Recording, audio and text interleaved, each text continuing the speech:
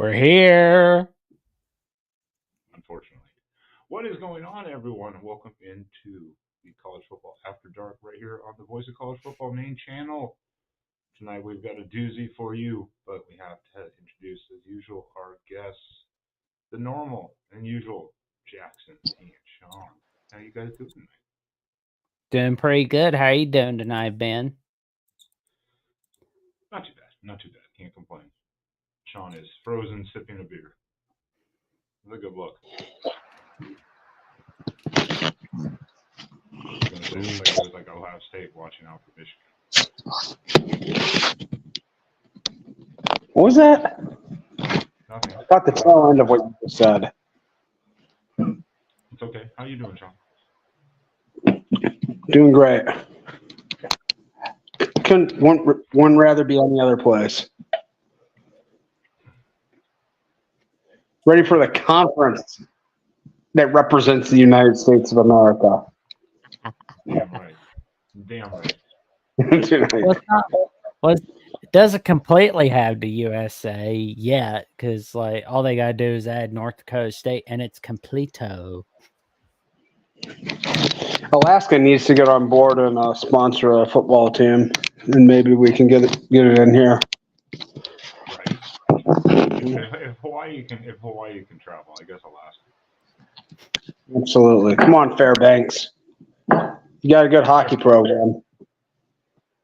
I think. If you want to. As normal, Jackson and Sean, please tell people where they can stalk you online if they so choose to.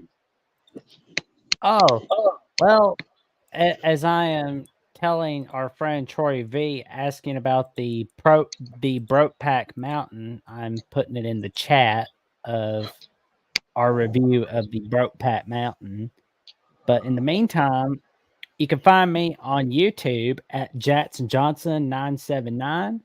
We're 179 subs away from the magic number 500. And you can find me on Twits at Jackson09960335, where I'm getting close to 1,800 followers. And you can find me on Instagram and Threads at Jackson Johnson 543908.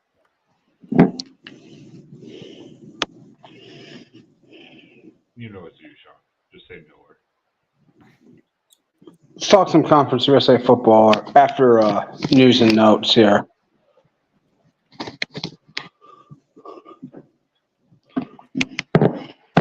That's where you can find Sean. Absolutely nowhere. Well, let's get right into it then. Why make all these great people in the comment section? They know what they came here for. We know what we're here for.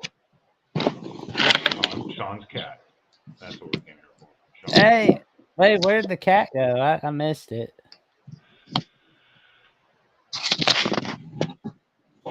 Sean's like fighting the cat and trying to hold the phone. Oh, man.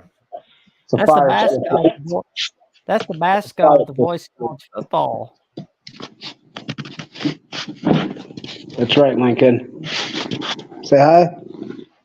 Say hi to the OCFB Nation here. All right. Lincoln will come back later.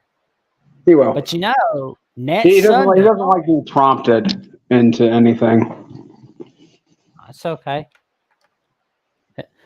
We'll get him comfortable. We'll get him figured out. But I will say though, next Sunday is Mother's Day. So what do we do for next Sunday on Mother's Day to get our mothers? Well, here's what we can do. We can go on topqualityshirts.com/MarkRogers as we go over some of the best merchandise in the world, like the coffee mugs, T-shirts, the notebook that keeps all your secrets safe, the wine glass, the flag, phone cases, shorts for summertime, slides, the blue jean jacket for the fall and winter, and let's see, socks, T-shirts, all kinds of stuff, mouse pad, gym bags, beer glass, steel water bottle, the distressed dad hat. You're going to need those for Father's Day coming soon, a few weeks from now. all you dads in the audience, and there's the pet bowl. It's magical. So if you want to get some of the merchandise, go on topqualityshirts.com/collections at Mark Rogers, where you can get some of the best merch out there, especially for the summer. That's when I'm supposed to full screen Jackson, but I can't when we're sharing the screen. So if you don't get I'm sorry. See, I'm not sure how great of a gift idea that would be for most people's mothers on this, but if your mom's like my mom and obsesses over college football like we all do, I may just have to shop around. Well, there's always something. But, you can also tune in to patreon.com/MarkRogersTV, where you can get some of the best exclusive live streams, watch parties, predictions, betting advice, and all of college football, top-notch insider looks. Or you can also become a YouTube member of the Voice of College Football. It is that easy, and that's how you get on this panel. Become a member, YouTube or through Patreon. You can join the Discord, join the open panel when we're here live, like right now tonight.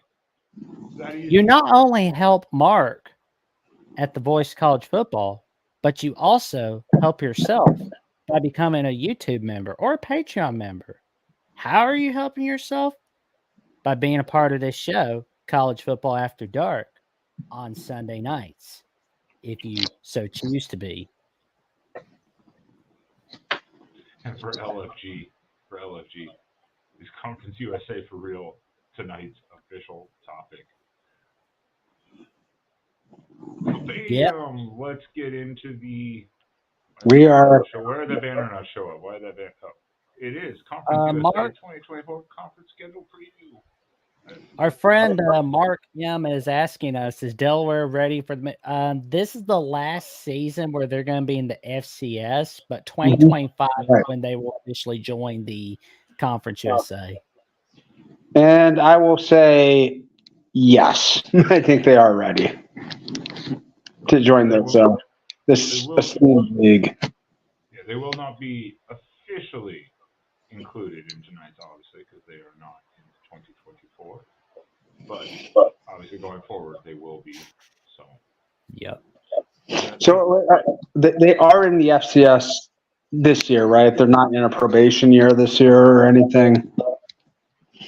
Okay. They're in the FCS this year. Yep. But yeah, agreed with the Conference USA being a solid league when they had Louisville, Cincy, and TCU. Yeah, it'd be interesting. To see how much turnover there's been in this league from 2005, 2006 to now. There's probably none of the same teams. No. Oh God, there's been a lot. They don't even have Southern Miss anymore. That's bad. Southern Miss is too good too, I guess. And here you go to refresh your memory, Sean, as well as everyone else's. This was I'm gonna blur just a little bit. This was last season's standings. No, that was not. That's the American League or American. Oh wait, why is that? What the hell is that thing doing? There we go. Yeah, I was like, wow, that does look weird. Why did that change on me? Weird. So anyways, yeah, of course we had Liberty. Perfect. New Mexico State, almost perfect. Jack State, pretty solid. Western Kentucky, little fall off, and then it just becomes kind of abysmal after that. Yeah. This looks pretty abysmal. Good grief. Yeah, it's after the top four, it really falls off. I didn't realize Sam Houston State finished the season that strong. Weren't they 0-9 at one point? They were I think 0-8. Oh, yeah. A couple of those were by pretty small margins, but still, yeah, they were 0-8, I believe it was. Can Casey Keeler have a better season can he lead Sam Houston to a better season in 2024 like he did with the FCS seasons, or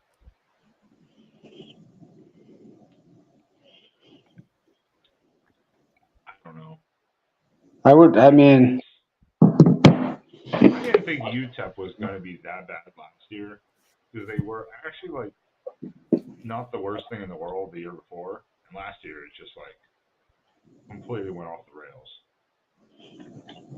yeah, Obviously, they fired their coach, and they've been bad for a while though. I mean, they've had a couple of decent. They actually were okay in like 22, 21, and 22, but yeah, they can't so sustain anything there. they were kind of it seemed like they were on the upswing a little bit. They were finally getting in the right direction, and then it just imploded. Yeah. But our friend Dave Valensky's asking who New Mexico State guys their new head coach. They got Tony Sanchez to be their new head coach. Yes, that's the old UNLV head coach. Yeah, New Mexico State will be interesting this next year after, obviously quite the impressive season this last year. They're going to be kind of interesting to see what they do. Mm-hmm.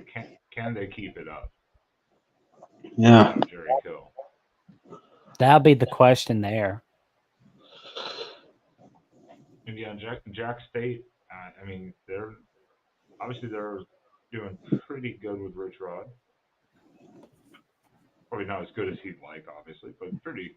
Solid. I'd say pretty decent. I said something like sometime around August of 2023. I was calling on here. It's like a past live stream Mark was doing, right? I said that it wouldn't surprise me if Jacksonville State was the next James Madison, and apparently it came true. It was like I was thinking about it, and I know like Jacksonville State, nobody really thought much about it. There were some people watching Jacksonville State playing against UTEP in week 0, and UTEP like blew that game. That's what I remember from it. They're kind of a real success story coming up from FCS because they were a good FCS program, but they weren't at the elite. They weren't really contending for titles at the FCS, and they came up and damn near won this league last year. So they did a phenomenal job in their bowl game in the New Orleans Bowl. Because the only reason why they went to a bowl game was because there weren't enough bowl eligible teams. And for those that are wondering why I'm saying, well, why wasn't Jacksonville State able to go to a bowl game if there were enough bowl eligible teams? Well, there's a rule where once you're officially an FBS member in your first year or first 2 years, and you're coming from the FCS ranks, you can't go to a bowl game. That's just kind of a crappy rule, which unfortunately Kennesaw State is going to go through that unless there's not enough bowl teams. Well, I think Jacksonville State still officially has a year of probation to serve as well right now. This is their second year at the FBS, if I'm not mistaken. Right, Jackson? Yes. Yeah, so I think officially they're not eligible to play for the conference championship. So they could win every game 60-3 and be left out of the title game. Still. Yeah, this year will be interesting because obviously they exactly Kennesaw State and I'll just look at it right. Oh, that'll be a fun one on week 1. Jacksonville State, Coastal Carolina. Yes, that could be kind of a sneaky one.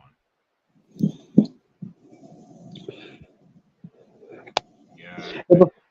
Before we dive too deep into this, were there any like national news and notes at all to touch on this week at all? Because I know the portal closed. I didn't know if anybody had any quick thoughts about that. Oh, about a booty hunter leaving Oklahoma? Probably. That was not exactly where I was going with this, but yes.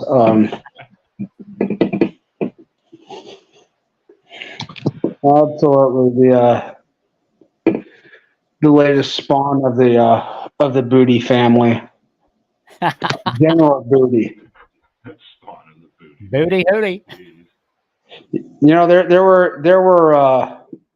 were talks about him leaving to Iowa this year, and I figured if he leaves to Iowa, he should get demoted a couple ranks and be called Major Booty because that's a situation he'd be going into with Iowa. Major Booty, not General Booty, not abstract Booty. That's Major Booty.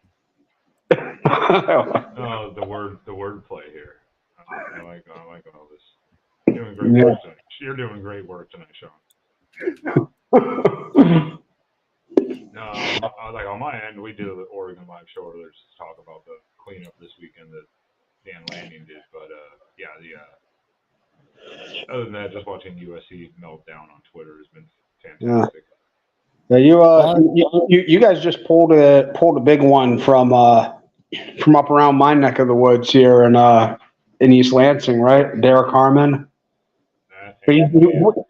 Was it? And the Alabama transfer safety. That was a bigger one. Peyton Woodyard, that was a bigger one, but yeah, Oregon really improved this week. So I think we're on track now scholarship-wise too. I think that was the big thing after spring was like we still have like 3 to 4 too many scholarship players, and you saw the exodus as general like for the law teams now. So that kind of cleaned itself up.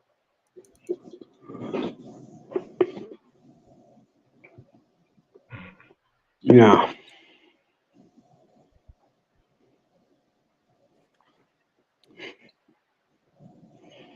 Shocking, Troy. Shocking. That is. I really need a story to tell me that. Yeah.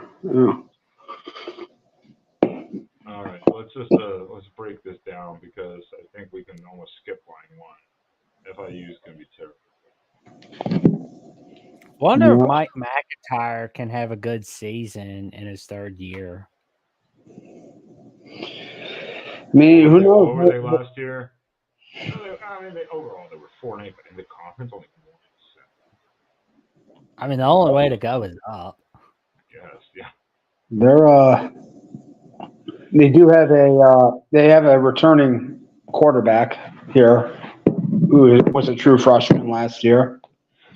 Took his lumps. Kevon Jenkins, something like that. Yeah, he. Who knows though? I mean, who saw the rise of New Mexico State coming last year? So unfortunately, it's about the state Florida International is in. That's all fair. And I mean, they're non-conference. I mean, at Indiana, we don't know. We have to assume Indiana will be better. Should be better than FIU. Central Michigan, the Owls, and then whatever the hell that mascot is. That would be Monmouth. Is it Monmouth? That's what I was thought it said. I was like, yeah, the Hawks. The Hawks of Monmouth up in New Jersey. Yeah, that should be a win. I mean, like that's Monmouth is to FIU what FIU is to everybody else they play out of conference. If they lost that game, just fold the season. You can't lose to Monmouth. I mean, Louisiana Tech. Then you get Liberty, which Liberty will be kind of interesting to see if they can keep that actual momentum too. Like, can they do it again? Probably not, but UTEP is UTEP. Sam Houston should improve, but not. I don't think that dramatically, unfortunately. I was going to be there next weekend, but we got out of having to go. So. No, but the end of the season is not very nice, though. I mean, Liberty, New Mexico, Jacksonville, and then even Kennesaw. It's not a nice kind of end of the season. It's it might not be Liberty. so. It might not be so bad. I don't expect Kennesaw State to be world beaters in this league right away. They've got a tougher road to climb than Jacksonville State did. I don't think they're as situated to come into this league and kick butt right away. There have been teams that do it though. That first year, they surprise everyone. They catch them off guard. They come out and play. I mean, look at James Madison. Yeah, but Kennesaw State. Well, James Madison was a perennial FCS power. Kennesaw State's pretty far from that. They had a pretty decent team last year, but I remember. Yeah, I think Cincinnati still whipped them like.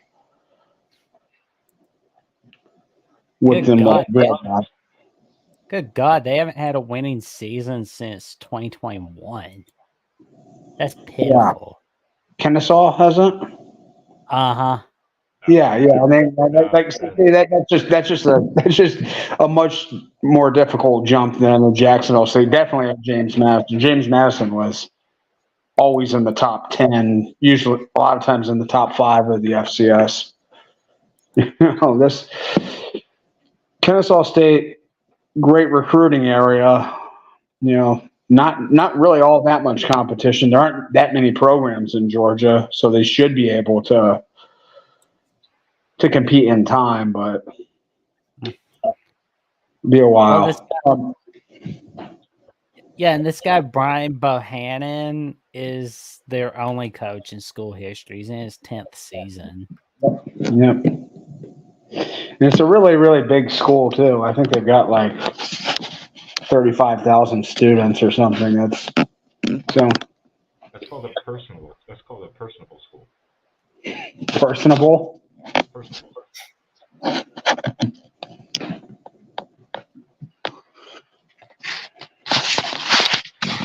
I'm not too concerned with Jacksonville State here because obviously they had a pretty decent season last year. Rich Rod knows what he's doing. But yeah, Coastal, that'd be an interesting game. That should be actually a pretty interesting game. Then they got the Cardinals. That should be an interesting game. Oh, that'll be a good one. I know that Jacksonville State, Coastal Carolina won't be playing on August 31st. It is moved up to Thursday, August 29th. So that's going to be a huge one right there. Which game did you say? Jacksonville State, Coastal Carolina, week 1. Okay. I don't know why some of these boards they just don't update them. Like very often. I don't know why. Are none of these teams playing a week 0 game? Because I know this conference has had a few teams in week 0 the last couple years. Doesn't appear so. There's no week 0 games from the Conference USA that I can find. No.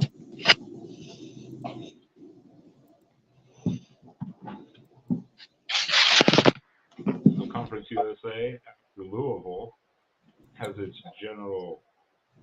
its crossover with the Michigan schools. This is just Eastern Michigan.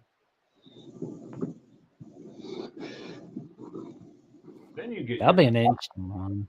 Then you get your Southern Miss.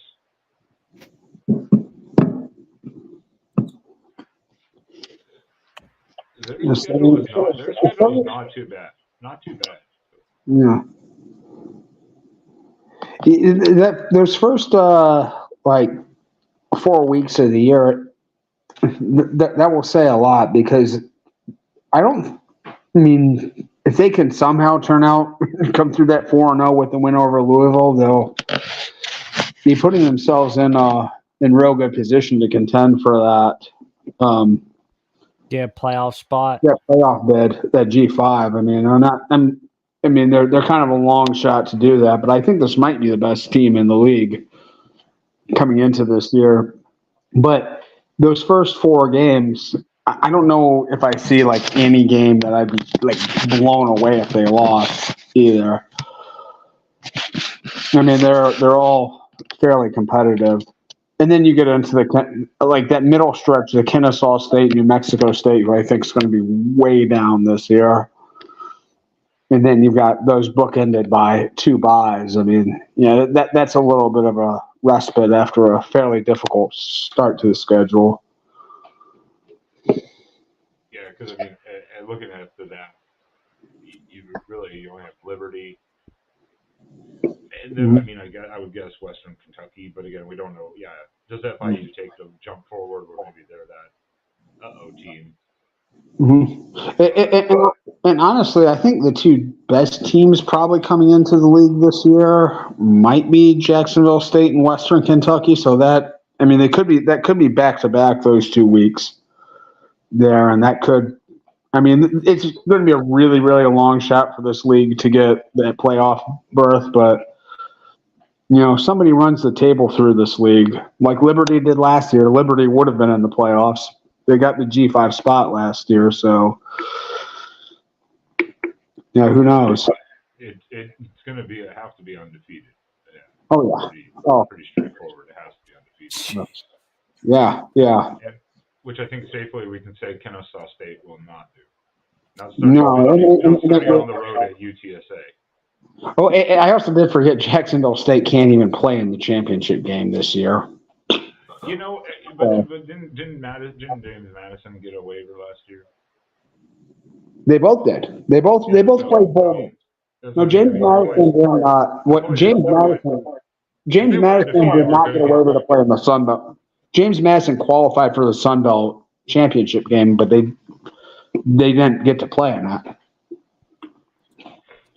And that could be an interesting scenario where they're like, "Hey, we're undefeated, but we were restricted for this, but we get a waiver and maybe be the top seed." So somehow it'd be an interesting scenario. We don't know how the 12 teams going to go. How high would they climb? Yeah, I mean, that's the question. Really, it's very unlikely, but I will say this college football playoff and the bowls, all the bowls are completely separate from the NCAA, so they could choose any teams they wanted to invite to their playoff. Yeah, so I don't think they would climb high enough. Probably not. No. But I don't think we again have to worry about that with Kennesaw State at all, especially again because they're going to start 0-1 on the road at UTSA. Very likely. And even then, probably 0-2, having to play the Raging Cajuns, which is a pretty good team. They've always been pretty solid. They're generally a perennial bowl eligible team. They've fallen off the last couple years, but that's still just. I mean, Kennesaw. They barely lost to Jacksonville State last year in the bowl game. That was a pretty good bowl game last year. Right, and then they got San Jose State here. What's this What's this Week 5 logo? I know I've seen. I've seen it. That's all I was trying to remember. I was like, what is that team?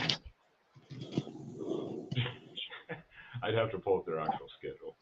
Yeah, I believe Kennesaw State's playing Tennessee Martin. Yes, that's it. Tennessee Martin. That's okay. That's it. I know I've seen it before, so I was like, what is it now? Yeah, they're always playing like Georgia or Alabama or somebody at some point. So Tennessee Martin, we can give them a win. Maybe I don't know. We can give them. We'll give them. Be nice. Jack State. Some of these buys are kind of interesting. It's just like 2 games, 5 weeks. They did not split these out very nicely for some of these teams. Yeah, they're one of the more curious teams to make this jump to FBS in recent years. I know that Metro Atlanta market's really valuable, so I can see why some of these leagues are courting them, but this program is not ready to make this jump. I don't believe.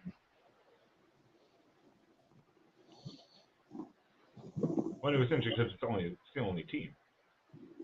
Too. I mean, and then again, I thought they said people said earlier, I thought Sam Houston would do a lot better last year than they did, Oh, yeah. and it was just awful. So yeah, And there you go, a program that actually has like real tradition and real success comes in and makes us jump up and just face plants. It's I mean, probably hard to expect any more from Kennesaw State. Yeah, just two and a half years or whatever from winning the FCS title. I mean, it's like, and just face plants first year in the FBS. Yeah. That was surprising. The back half of the schedule, though, it's Middle Tennessee, Liberty, Western Kentucky, and then, I mean, even UTEP, we don't know. Then Sam Houston might be more on the level of FIU too, and then LA Tech. I mean, they got a nice little stretch there at the end. Unless they're, again, that surprise team that just shocks everyone somehow. Oh, speaking of USC, gross. Yeah, here's Seahawks and USC fan. She doesn't even. So, Megan doesn't. joining us in, was it the middle of the afternoon here? Good afternoon, Megan. Megan doesn't even know what Conference USA is.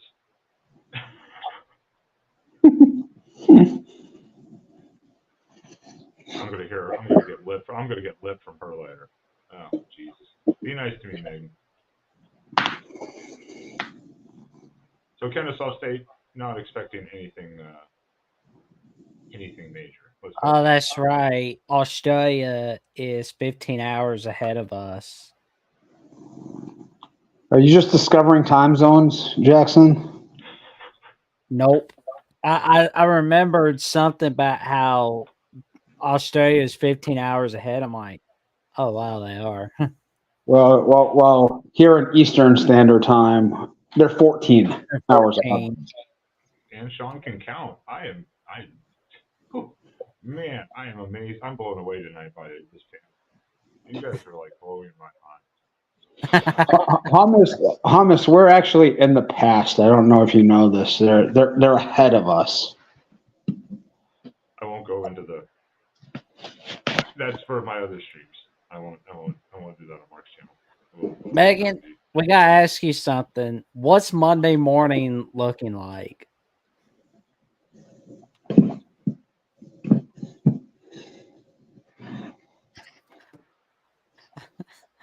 Oh man. Oh well, Megan's typing. We can agree. Kennesaw State don't have to worry about. Kennesaw State. I wish them nothing but awesomeness. They're gonna need it. So yeah, but I mean, like it will be interesting though. I would like broadly speaking about Kennesaw State putting a program like this in Georgia. I always forget about Georgia Southern and Georgia State, but I always thought there seems like for as much talent as there is in Georgia, that there should be more FBS programs. So it is good to see. I mean, there's certainly more than enough talent to supplement a whole bunch of programs in there. So we'll see how they do going forward. Well, I will say congrats on the new job, Megan. Wish nothing but awesomeness. Yeah, if you want to catch Megan, you gotta join me on my channel and some of the other idiots I hang out with on the other side. Outside of this. They have a lot of discussions about Canadian politics. It gets pretty heated real quick. That was just one night. We're not going into it. I've just let those two Well, battle it out. In short, it's like the political version of Go Blue versus Tim from the regular season. Do both of their like heads come off of like separate while they talk? Blah, blah, blah, blah, blah. That's what I try to imagine. They're like the little talking heads. I try to imagine them like that just to make it funnier for me. We just insulted like half the YouTube universe.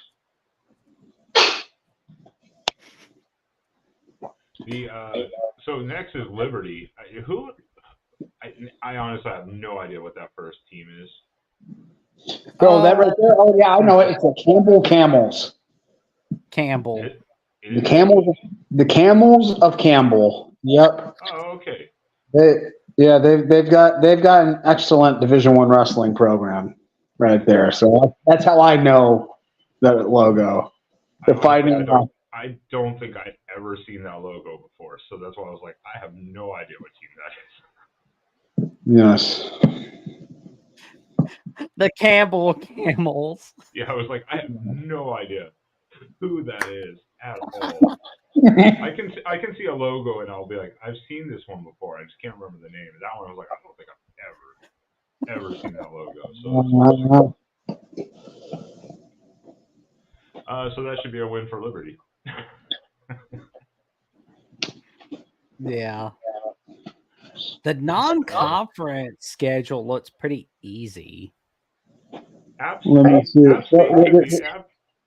could be interesting. That could be a fair. Yeah, I mean that's the only game that's looking pretty tough is App State. You're not giving East Carolina a chance here? It's not like the Skip Holtz era of East Carolina.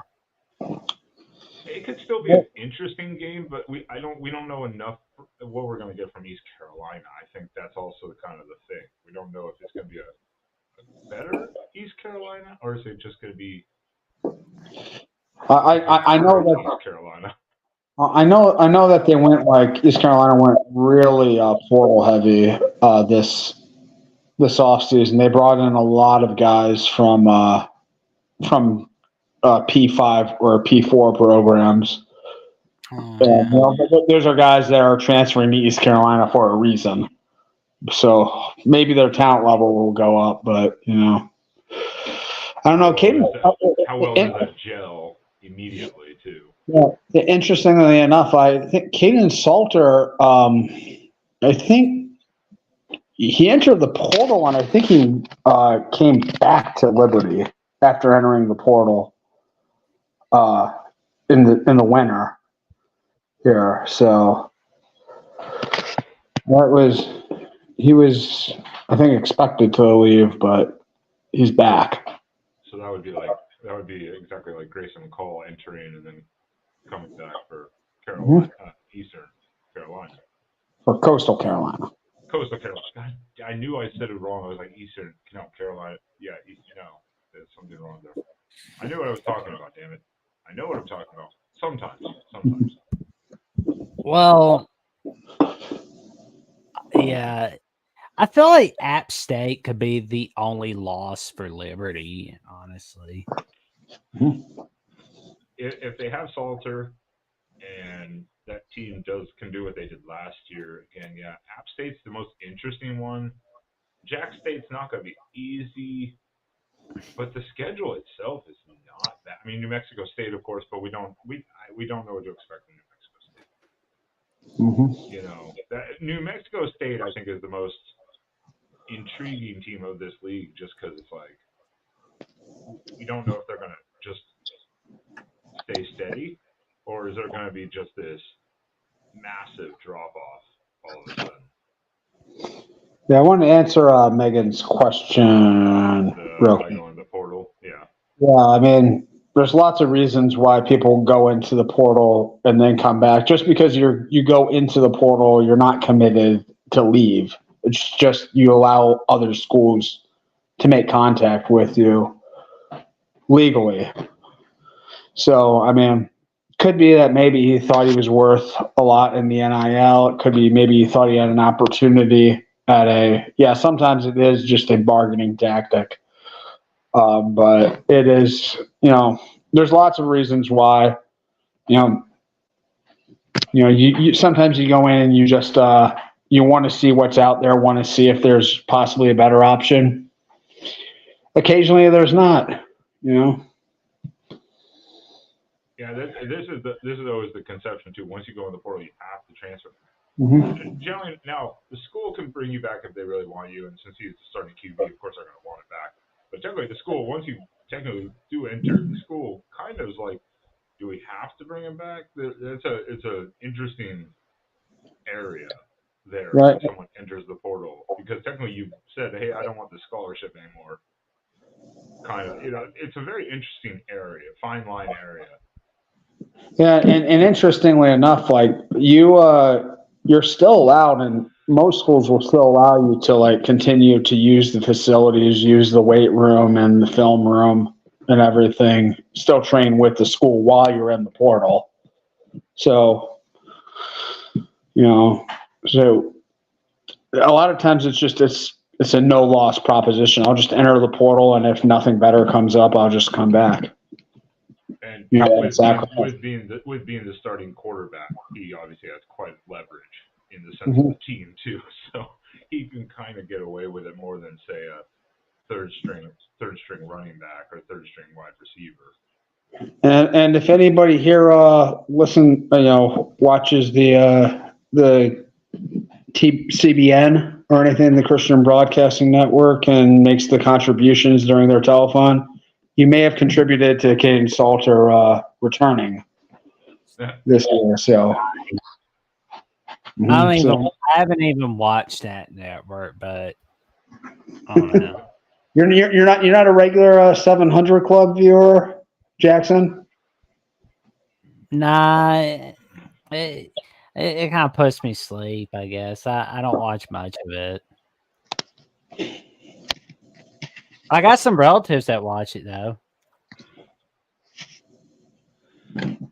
So Liberty, I think we're pretty confident that maybe outside of Appalachian State and Jacksonville State, with a huge question mark on New Mexico State, feeling pretty good they're going to just keep chugging along. I'd say those are the only three games that are actually kind of super intriguing. Yeah, I mean, and the Arkansas game is going to be very interesting. It's going to be very important to them if they want to get that G5 bid again. Arkansas is probably not going to be very good this year, so even having a competitive game in that spot might cost them. I'm going to save him because he's looking at Louisiana Tech. Oh yeah, that's right. Never mind. Yeah, can't. Liberty replace Arkansas with UMass, and that's Liberty's schedule. Yeah, LA Tech obviously has Arkansas for their late season Arkansas warm-up tune-up game. And I wonder in the future, I mean, if this will incentivize some of these higher level group of five programs to be like really aggressive in trying to build as good of a non-conference schedule as they can, because it's going to be pretty competitive to get that one G5 spot. And I don't think this. And I mean, it took an absolute cluster F to get Liberty into that G5 spot last year. No one thought they belonged, and they kind of showed they didn't belong when they took the field against Oregon. So, I mean, and I will say the first drive Liberty did when they scored a touchdown was like, oh, okay, these boys came to play. And then immediately it was like, no.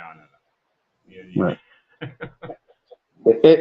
App State and East Carolina are an improvement over last year's non-conference schedule, but this still isn't very impressive at all. No, this is a dream scenario type of schedule. Again, outside of the three question mark games, which two of them they have to play because they're conference games, and those are just two of the better teams, obviously. But we don't know what New Mexico State will look like. And so App State definitely is the most intriguing, but it's still not like it's not a gauntlet. Oh, let's put it that way. App State's definitely a fun team to put on your parlay, like especially when they're going against when they're the underdog.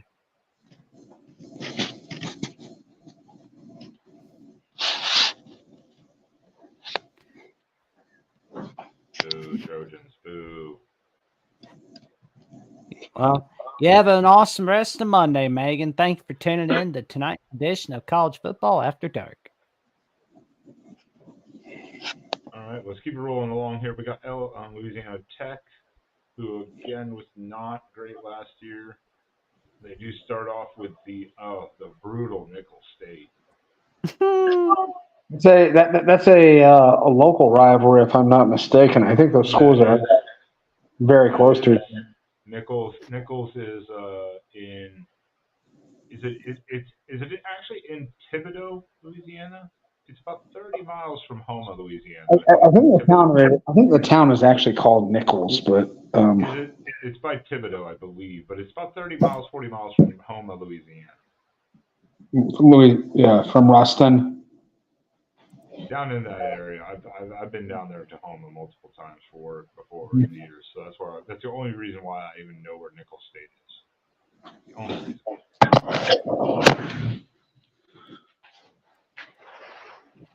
I remember Louisiana Tech was giving NC State some trouble in 2021, but luckily they beat Louisiana Tech. But I know that NC State's going to be playing Tennessee the week before. It's kind of maybe a trap game for NC State. Yeah, that's what I'm wondering because NC State's going to be sitting there thinking about Clemson for a little bit. I wonder if Louisiana Tech's going to catch them sleeping on the second quarter. Let me see. I think you can find it on CBS Sports Network.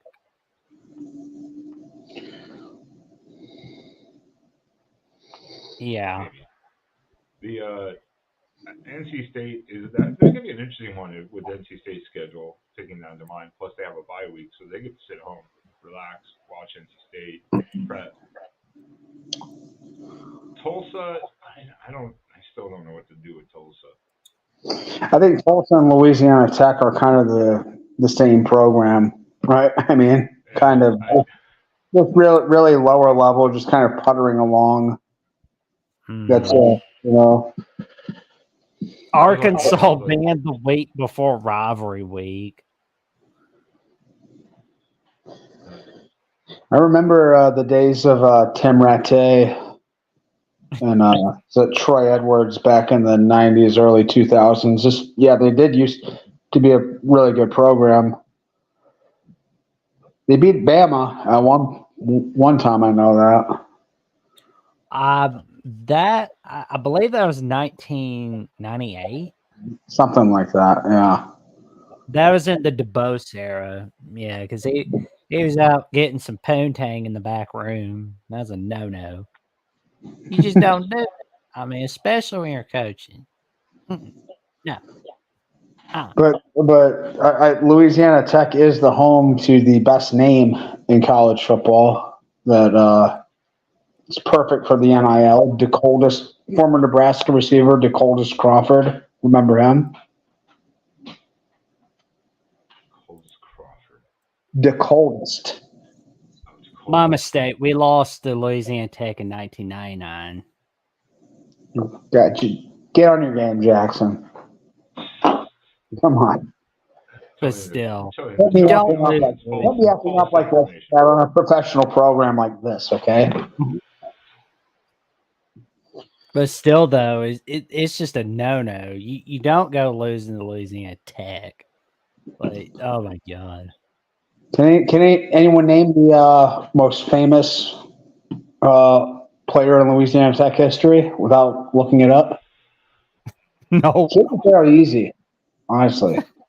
Why do I want to say it's like Skip Holtz? No, because he used to coach there. He's still coaching. Oh, yeah, he's still coaching. Nope. That's why I was like, Skip Holtz. I was like, that's a coach. Sonny Cumbie's the coach there now. So. Oh, okay. Yeah. Oh, that's right. Sonny Cumbie. Man, there's too many damn moves for me to try to remember. You guys are like. There's too many too many former Texas Tech quarterbacks.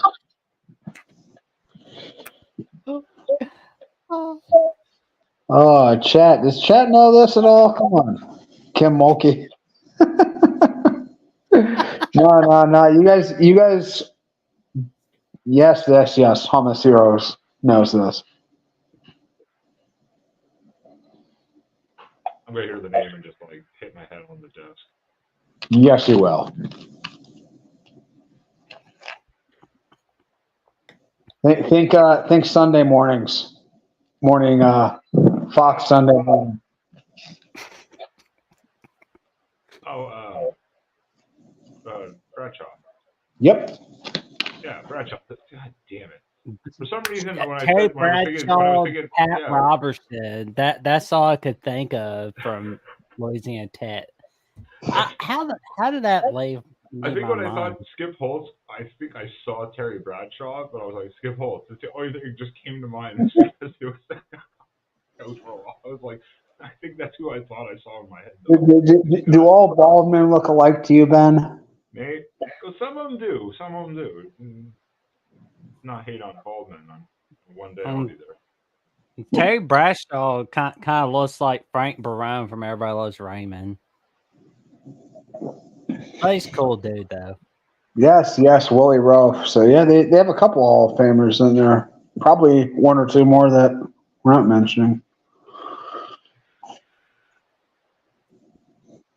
Well, the one thing that's good for Louisiana Tech this year is they don't have to play Liberty. That's a nice break. Yeah. So that could be an extra win by getting, if I could say a Tulsa or, obviously a Nickel State in comparison.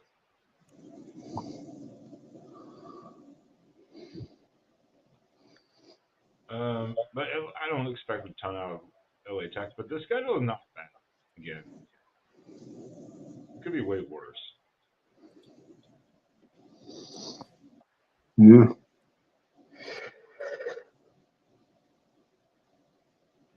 Middle Tennessee. Tennessee Tech. Oh. Yeah. That's pitiful. I wonder how Derek Mason's going to do in his first year at Middle Tennessee. I felt like Rick Stockstill was there for like 50 years or something. God. Yeah. And they were never very good. He was like that Mike Houston in East Carolina. He's there forever, and they're never very good. So why does he keep his job that long? That was just their standard of like, just be okay. Mm-hmm. Have your peak moments once in a while, but just don't tank us, basically. Yeah, get us to the Bahamas Bowl, the Motor City Bowl, and we'll be good. Yeah, I mean, for a lot of these schools, that's a huge boost, obviously. Not just for the school, but for the students and everything like that. So, I mean, nothing wrong with that as long as you don't tank the program, basically. Oh, yeah. I wonder who Middle Tennessee pissed off exactly, because this is their September schedule. Ole Miss, Western Kentucky, Duke, and Memphis. Well, I don't know if they pissed anyone off. They're collecting checks here. They sold their soul. I mean, and it's funny. They're hosting Duke. They're hosting Duke. That's an interesting one. They probably hold. Their stadium probably holds more people than the. Well, no, that's okay. That might be. I'm going to say they're the same, but still, that's kind of interesting. The host Duke. That's kind of weird. But yeah, that's not a nice. That is not a nice schedule. Ole Miss, Duke. No. I've been kind of surprised at how few of these like obvious paycheck games there are for the whole league. I mean, you don't see like any Georgias, Michigans, Ohio States, Oregons, Texas on like any of these schedules. It's kind of surprising. Yeah, I would expect to see quite a few of them. But one grievous oversight is that Western Kentucky game in week 3. I mean, that's by far the biggest rivalry in this conference. Why is that not on rivalry week? It has to be a rivalry week game. A Wednesday night, I think, or a Friday night game during rivalry week. Ask Conference USA why they schedule it the way they do. I don't know. They just got it. Like, if you have these rivalry games, that's the point. They're supposed to be on rivalry week. I don't know why these conferences. Not in week, definitely not in week 3. Yeah, I don't know why they. I mean, you kind of get like now with, like we say Washington, Oregon, or Washington State, Oregon State, like moved out of conference. So you just got to put it where you can last second. So it had to be week 3. It was like, hey, okay, at least we're keeping it. Maybe 5 years down the road we can readjust the schedule to accommodate it in that time frame. But also Oregon has Washington, so there's a weird dynamic there. But here, when it's when it's here in Western Kentucky, it's like, why are you week 3? Yeah, why? I don't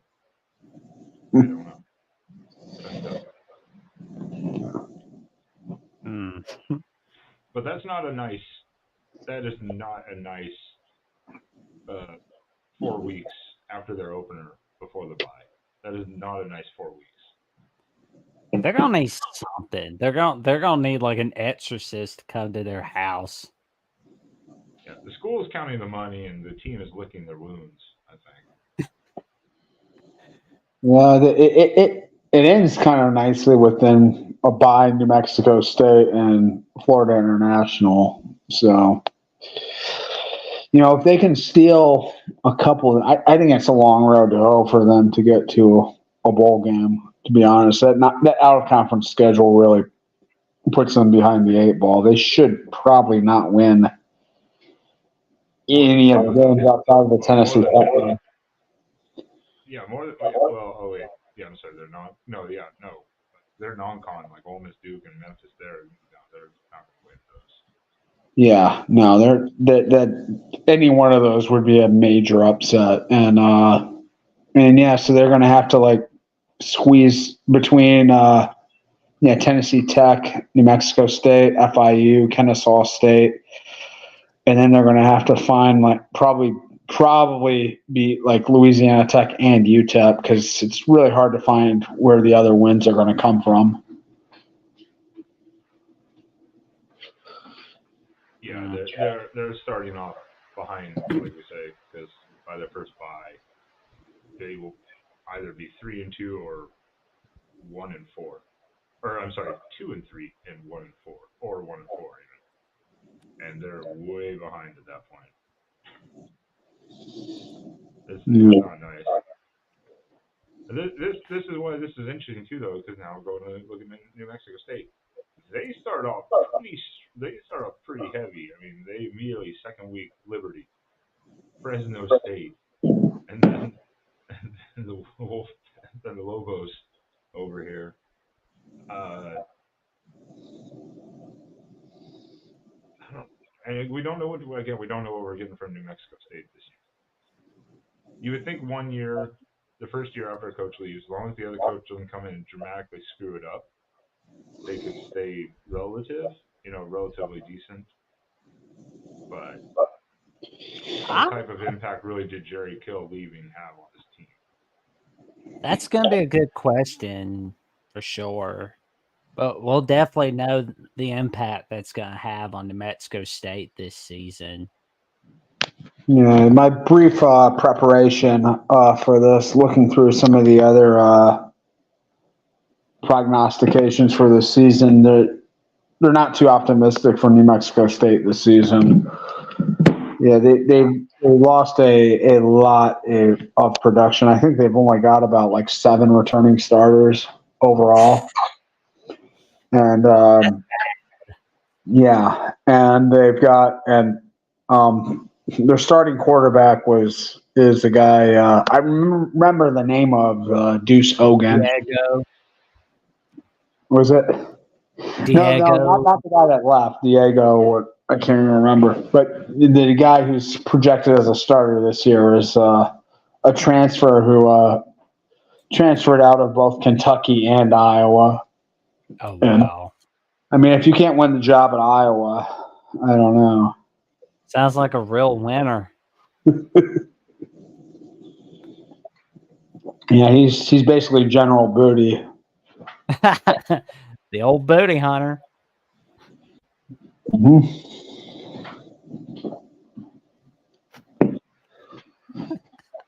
All right. Ben just Irish goodbying us in the middle of the show, or Nah, I don't think so. so? What else do we think about the schedule here for New Mexico State? They start out. Is that Southeast SEMO, Southeast Missouri? SEMO, Southeast Missouri. That's a It's pretty, gonna that's get a pretty. pretty solid. That's a pretty solid program. So if New Mexico State is as bad as some people are saying, that's probably a pretty competitive game. Oh yeah. And Liberty, Fresno State, and Sam Houston. Our friend Jay Snow says I'm calling it now. New Mexico State or Texas A&M. Oh man, I will be laughing if that happens. you would have been laughing a year ago, right? If anyone suggested they were going to beat Auburn, True. they're, they're going to go down on the plains and beat Auburn by 3 touchdowns. Oh man. Yeah, it's and obviously Truth is stranger than fiction, man. I just gotta tell you. for sure. Yeah, and yeah, are they the only member of this league that's taking one? Well, I guess Louisiana Tech's playing Arkansas, but I was going to UTEP's say, UTEP's got Tennessee.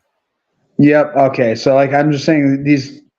Yeah, a lot of the times these Conference USA programs are late season whipping boys for SEC programs that are kind of taking a breather before rivalry week, which the SEC is able to do because they only play 8 conference games.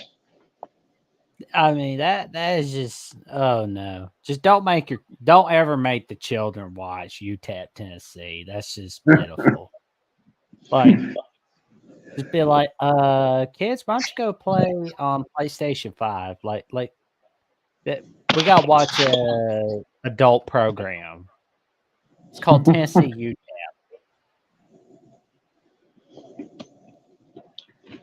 Yeah, that's a certain type of adult entertainment. Yeah. I mean, that's very fetishistic. It's very sexualized. Yeah, Tennessee obviously has that for sure. They got a kink in the back room for beating up on smaller programs week after they played Georgia.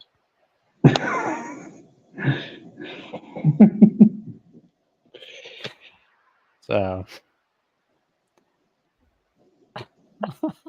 So anyway, back to New Mexico State schedule.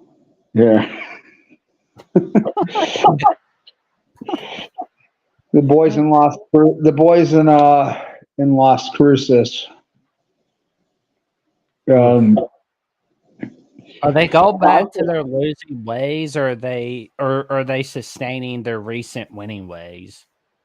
well, I mean, their winning ways are very recent. True. I mean, like they lost to UMass last year in week 0. This shows you how much can change during the season. I mean, they lose to UMass and then they end up in the Conference USA championship game. Oh yeah. How does? I mean, that just shows you how good of a coach Jerry Kill is. I mean, and what a sadder place college football is for not having him in it. Yeah. I mean, not only was he a great coach, he's just a great personality. It seemed like everybody really liked him. I don't think there's a real anybody had a real bone to pick with him, other than maybe the facilities manager at the University of New Mexico, or well, And Ben is back, everyone. I just I'm looking through the comments. I'm going, let's go say we're texting. I doubt that. Where are we at here? Where are we at? We're on our way to Sam's alma mater, Sam Houston. Where I was about to go next weekend, but luckily I don't have to, so now I just go for the fancy dinner afterwards. Thank God. Mm-hmm. I checked in with Sam too. He's not listening to the show, so I can talk openly about About the Bearcat. Does Sam Houston take a step forward in year 2? Well, the only way to go is up.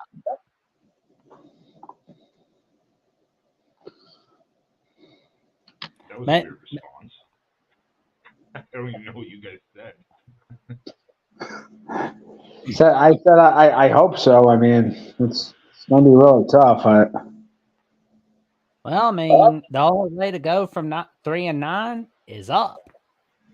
And in all fairness, too, I mean, again, they were in some close games last year. There were some, one possession games. So it's not like they were just like getting blown out, but they were just like very sluggish games, disappointing losses, those types of things for the most part. Because I did watch some of their games last year for obvious reasons. Yeah, 4 of the 9 losses were all one possession games. No, Yeah, wait, 5. Five of them. Mm-hmm. Yeah. I don't know where my eyes are going. Good Yeah, grief. so it's not like they were just getting blown out or anything like that. It was just very odd for the projection that I think a lot of people thought when they were coming into the league. You thought, okay, this team seems to be could settle in pretty good, but then they just. Well, the thing that was strange to me was BYU beating Sam Houston 14-0. Like how there was no touchdowns scored in the second and third quarter. I thought to myself, what kind of team are we looking at from BYU in their first year of the Big 12? Yeah, I think that's what set the tone where I thought Sam Houston would be much better because playing at BYU and holding BYU like that, I thought, okay, Sam Houston defensively is pretty good, and BYU arguably you could say defensively would be pretty good too. And then both those teams just kind of everything went off the rails, so to say. That's a nice way of putting it for sure. Because I mean, I didn't think that was going to be. I didn't think a team winning 14-0 against Sam Houston would be beating Arkansas a couple weeks later. Like it was like that did not go through my mind. No, I think that says something about Arkansas, the season they had last year. I mean, that was a disappointing outfit there, but I don't know. I mean, Sam Houston. I mean, something to be said losing those close games when you jump up and you were playing with 63. God, how can I not get the center now? Oh, there we go. We need to get you a GoFundMe for a phone stand. Oh Lord! This is a Fire Stick here.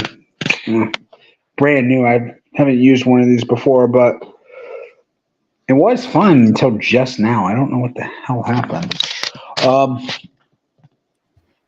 Okay. That'll do. Probably better for now. No, but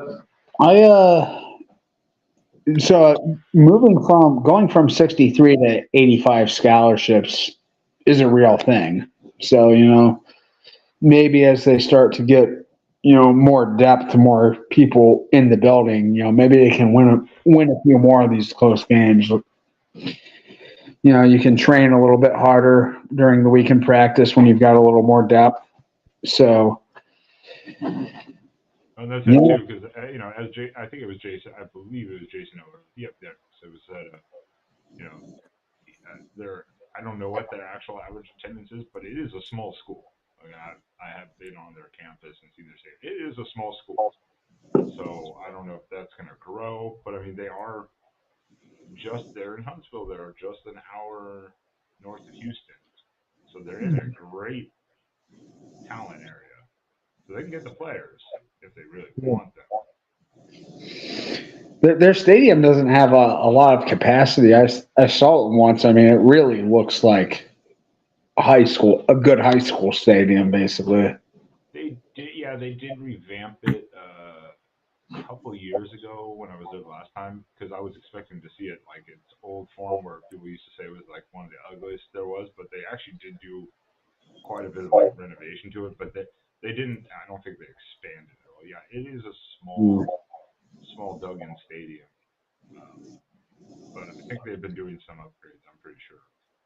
So it's just they have to be able to attract the people. But yeah, moving up in scholarship, if they actually bring in extra scholarship players, I mean, obviously, yeah, like you say, builds their depth, which could be very useful in these close games. Is it really 14K? Oh, I didn't even think it was that many. I thought it was about maybe 10 or 11. Oh, okay. And Maybe they did expand it since I saw it last year. Maybe they did add some extra levels or rows. and they're the only stadium in college football where I'm pretty sure where you can see people exercising in the weight room during the game at one end of the end zone, right? Yes, the weight center is on the roadside. You can go in, and then the stadium is directly. It overlooks the stadium, but it's below. And it's completely glass too, right? So you can watch the game and you can see somebody getting in their hammer presses while they're. Well, I mean, let's put it this way: they did what they could with what they had for the level they were. I don't think they saw themselves jumping up to this level that quickly, and so now they're trying to catch up. But Which is odd too, because they've been a really good program for a while. You know, they've had success in the FCS. there's just always that transition, like with a lot of teams. You know, I mean, just like teams that change conference, even at power level, it's like you never know what you're going to do necessarily when you change to different sceneries and stuff. So Sam Houston felt it last year. But I mean, like it seems like even like 15, 20 years ago, like this was a program that could have been eyeing this and maybe could have made some facilities upgrades before they made this movement here, but they are where they are now, and I think they will be better. I think they'll. I'm counting on them to get bowl eligible this year. The non-con's not terrible here. You've got a winnable game against Rice. That should be a Central Florida's probably a loss. They'll be big underdogs in that one, but I'm going to look into getting tickets for Sam Houston at Rice. That'd be a fun one actually to go to, the little Houston. Yeah, that's going to be at Rice, so that'll be about 45, 50 minutes from me. There we go. UCF, that's a toughie on the road. That one's a toughie. Yeah, but I kind of feel like Malzahn's team could be playing down to Sam Houston. It's always possible. That's the weird thing about Malzahn is that his teams always play up and down to their opponents. So weird. In Hawaii, I don't know what to do. That's a home game for Sam Houston. Yeah, I don't know what to do with a Hawaii team though. If they want to go bowl eligible, that's a game they kind of have to win, I think. Yeah. I mean, that is that kind of in-between game. They'll probably say a lot about where Sam Houston is as a program. If they can win, Rice and Hawaii, I think they should feel very confident about where they're going because both those, I think, would be mild upsets right now. Right now, probably, yeah. When you get New Mexico State at home, that's going to be a little tougher. And then you get the Bobcats. That's gotta suck for Rice that they're like the only original member of the Southwest Conference that they're not in a power conference. It's just like they're not. I think it's got to do with like their football program not doing so hot. But I mean, I know like they went to a bowl game last year and year before, but they just don't do so hot usually, unfortunately. I think it's got a lot to do with they've got a really small enrollment and a really heavy emphasis on academics. Yes, they I do. don't, I don't, Yeah, I don't think you need to be crying any tears for Rice University. They're doing just fine. yeah. I mean, that's true. They're a private university too. Yes, So huge, they have huge endowment. they have other priorities than just Mhm. football and stuff like that. Yes. Yeah, that would explain why they've kept Mike Bloomgreen so long. Their priorities are not just sports. I mean, they have No. just all their other stuff that's going for them. If they get through that first up to the bye with UTEP into the bye week, if they can get out of that with, let's call it 2 losses, I would think you would feel pretty good about your season, because the end of the season doesn't look so good. The last 2 games of the season. Yeah. You don't want to be fighting for bowl eligibility to play Jackson State and Liberty. No, you want to secure it before then for sure. So, and then yeah, like the pivotal games. I mean, Western Kentucky, they'll be underdogs against for sure, but pivotal games against FIU and Louisiana Tech right there before their next bye. This football season is going to be really, really weird with these 2 byes for everybody. When was the last time we had this a season where teams got 2 byes on average? It's been a while, hasn't it? On average, well, yeah, Yeah. mostly it's just if you play week 0, Yeah, absolutely. The football season is going to be longer, and the weeks are going to be a little bit more diluted this year, I think. Look at that 1 week. That 1 week, almost the whole league has a bye. Is that like week 6? Yeah. That is yeah, right here. Like, Yeah.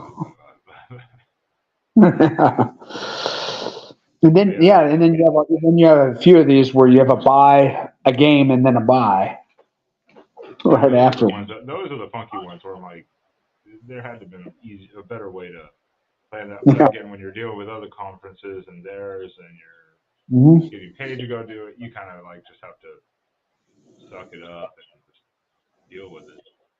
Yeah. But yeah, Sam Houston's not bowl eligible after playing Kennesaw State. They're probably not going to make a bowl game unless, again, they're just a complete surprise this year. Because if they're fighting for bowl eligibility playing at Jack State and then Liberty, I don't like their odds. Mm-mm. Well, we've seen stranger things happen for sure. That's why they. What do we say? That's why you play. That's why they play the game. Yep.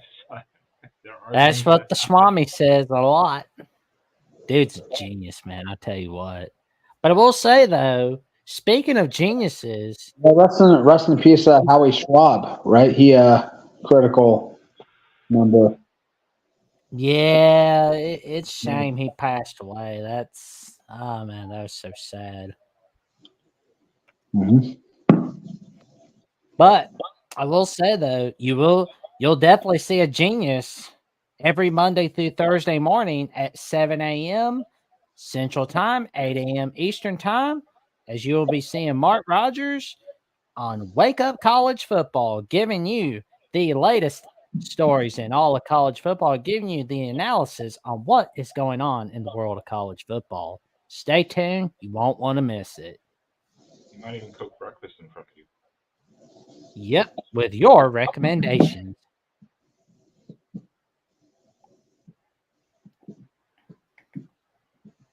All right, let's knock this out. We got UTEP, who obviously had a very bad year last year. enough again to fire their coach after what seemed like they were kind of, like we talked about earlier. It felt like they were improving the last couple of years, and then last year was just a disaster. Oh man, Utah. Let's see, they got Nebraska, and there's Southern Utah. Oh wait, friend of the Voice of College Football, Locked On Ducks and Locked On College Football, Spencer McLaughlin calls games for the University of Southern Utah. I wonder how he's going to feel about Southern Utah possibly upsetting UTEP, because they almost upset Arizona State last year. He'd feel pretty good. He'd feel pretty good about it. I have to say, he'd feel pretty good. So he's a Duck fan living in Utah. Is that it? No, he covers the Southern Utah's basketball, sports, and stuff like that too. Wait. Yep. But he doesn't live in Utah. Nope. He lives in Oregon. Oh. But he does that. He does Oregon, yeah, and then what was Locked On Pac-12 is now Locked On College Football, because obviously Pac-12 doesn't. Everyone silence in the morning. Fun fact about UTEP: I think they've got the worst all-time winning percentage in the FBS of any program. So they are pitiful. UTEP is the war.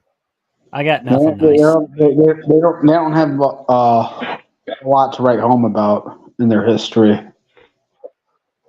They It's blew it.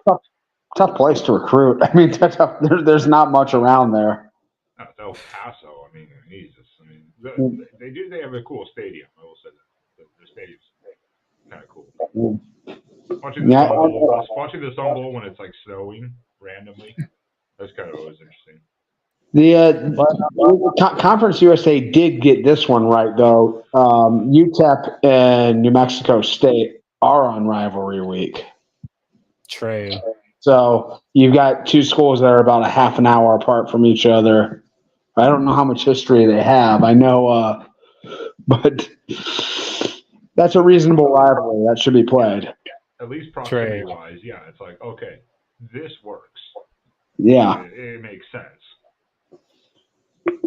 Yeah, Middle Tennessee and Western Kentucky, though, like that's a real rivalry. That's like, But that should be. Nebraska, that's a loss. So it should be a win. Liberty, that should be a loss. Colorado State, that could be an interesting one. Probably on the road, it'll be a loss.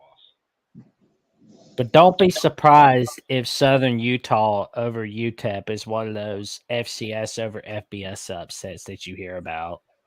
I won't be surprised by it. It should be a win at home, but I wouldn't be surprised if they start 0-4. Wouldn't be surprised. It will be interesting though. They do their head coach Scotty Walden came back. He revived a completely dead Austin P program. Got them to be relevant in the last couple of years, and he's only 34 years old. He's I think he's another one of these like Texas whiz kids, like grew up drawing plays, running them in 7-on-7 camps. Former high school quarterback. If Scotty Walden can do a good job at UTEP, he should get any coaching job he wants. Yeah, that's what I was going to say. I was like, it's still UTEP. But yeah, I mean, the problem is if you do a really good job at UTEP, UTEP's like, well, they're gone in 2 to 3 years. Absolutely. Their middle stretch of the season is not too bad. It's a longer stretch, but I mean, Sam Houston, Western Kentucky, FIU, Louisiana Tech, Kennesaw State, not too bad. Then you got to play Tennessee, though. Oh, Jesus. Yeah. I mean, I was saying there really are a surprisingly low number of these like just Goliath of the teams playing these Goliaths of college football, but UTEP's got to cut a couple of them. You know, I mean, hard calling Nebraska a Goliath nowadays, but UTEP's not at the level that they can really compete with them, no matter how down Nebraska is. And obviously Tennessee, you're going there to get your butt whooped and take a couple $1 million out of it. They got to finish off with New Mexico State. I mean, it's rough because that's it. They could start 0-4, and they could even win the next. They may be like a 3-4 win team this year. That would be that'd be about it. That's about it, probably 3 to 4 wins, maybe. Yeah. Oh, we got but yeah, I really have nothing nice to say about Tennessee having UTEP week before rivalry week. I mean, it's just like, oh my god. They end their year with UTEP and Vanderbilt, so I mean, it's just, oh my god. It's the same thing. I don't care for like, and this is not for conference usage. It's like Oregon having a bye week before Washington, and Washington has the same bye week again. We both have a bye week before the rivalry game at the end of the year, like we did last year before we played. I'm like, it's kind of annoying, especially because then that's the final game. Kind of like you should never have a bye like the week before the end of the season, like rivalry game. It's kind of annoying. Well, we got a great team in Western Kentucky. Yeah. Well, Western Kentucky is either going to get demolished in week 1, or they are going to set Alabama back 15 years. One or the other. That's a really interesting matchup because, well, you guys just received one of these guys. We received one of these guys. The NFL just received a couple of these guys. Alabama secondary got completely gutted this offseason. And they, I don't know what they really have back there right now. I'm sure they're really good players, but they're going to be very inexperienced. And Western Kentucky's a really difficult first matchup for anybody. They play a really quirky brand of offense. They play up tempo. They throw the ball a ton. They get it out really quickly. I mean, they usually are able to put up yards and points against almost anybody. When they play upper level teams, they're still competitive because of the way they play offense. So that's a little bit trickier of a game for Bama than you would think off the hoof. That's what I said. They're either going to get they'll either be demolished, just lose it, or again, like I said, set Alabama back 15 years. Because I mean, Jackson didn't even blink when I said that because he's like, "Yeah, we lost that game. Yeah, that would be pretty disastrous." Mm-hmm. So it was like Western Kentucky could either come out and make a huge statement, or it could be nothing. We don't know, but I don't see them going to Bama and pulling it out. I don't see that. Not in the long run. Maybe like the first half, they'll be like real competitive, and give it their all. But the second half, and they did lose. They did lose a couple key pieces. Austin Reed was a 3-year. Austin Reed succeeded Bailey Zappi. It was good for them, and Malachi Corley was, I believe, he was either a second or third round. I think he was a third round draft pick.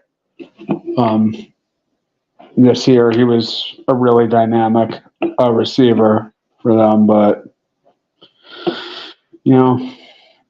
they've still got the system in place. They've still got Tyson, Clay Helton's brother, running the show there. So, oh yeah, Tyson Hilton. He's in his 6th year.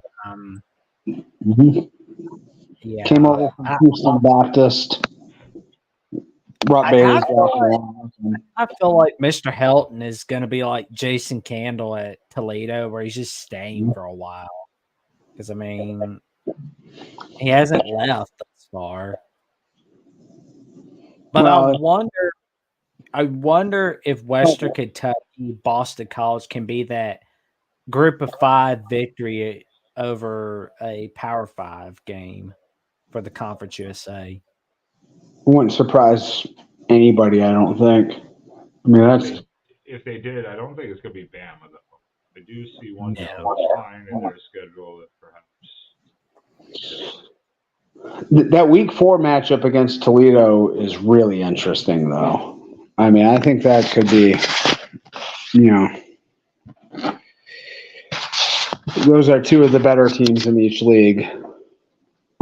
Two of the better programs for sure. Two of the teams that are better year to year.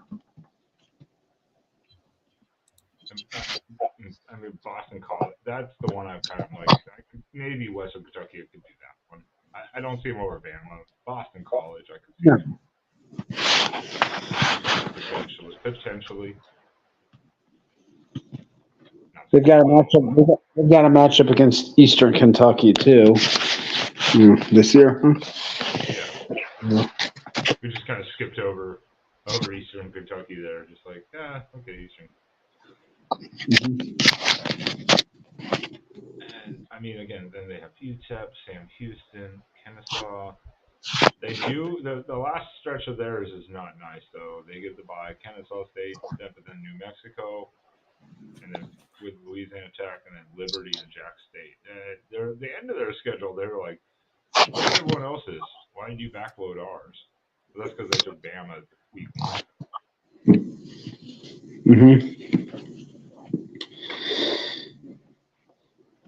Yeah, but I mean, yeah, you're right.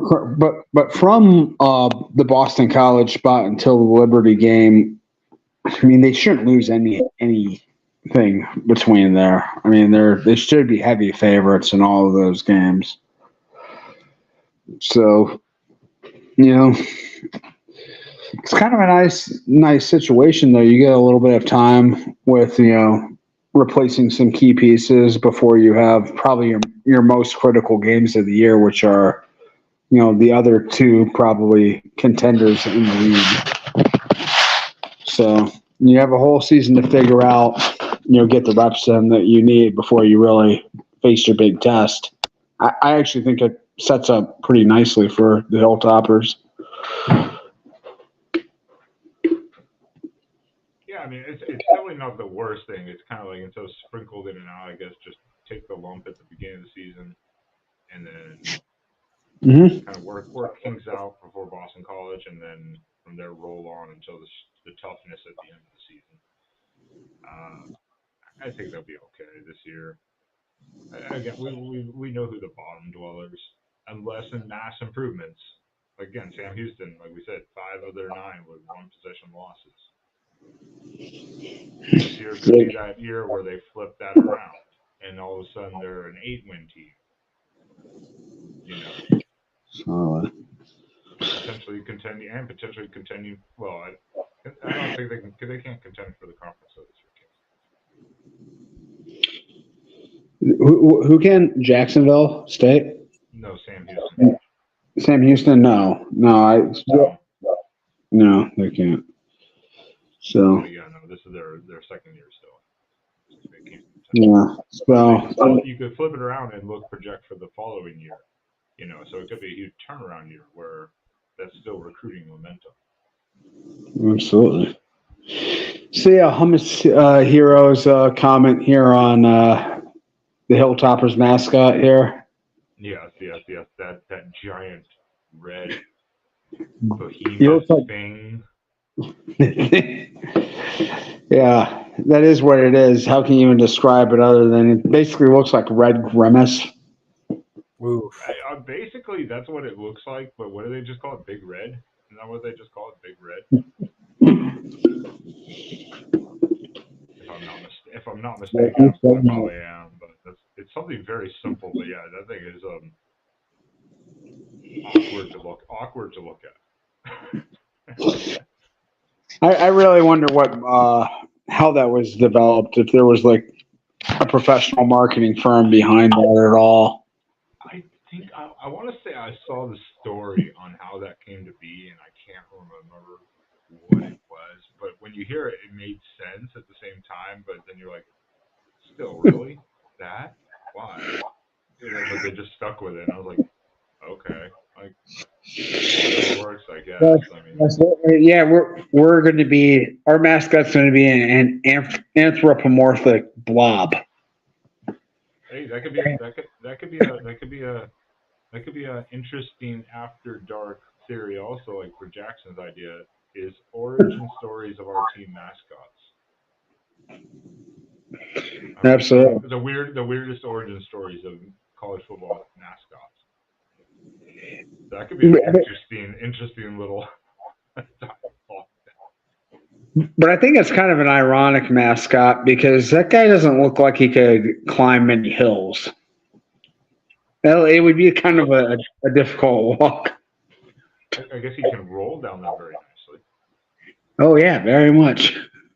But then he wouldn't be on the top. He wouldn't be a topper of the hill.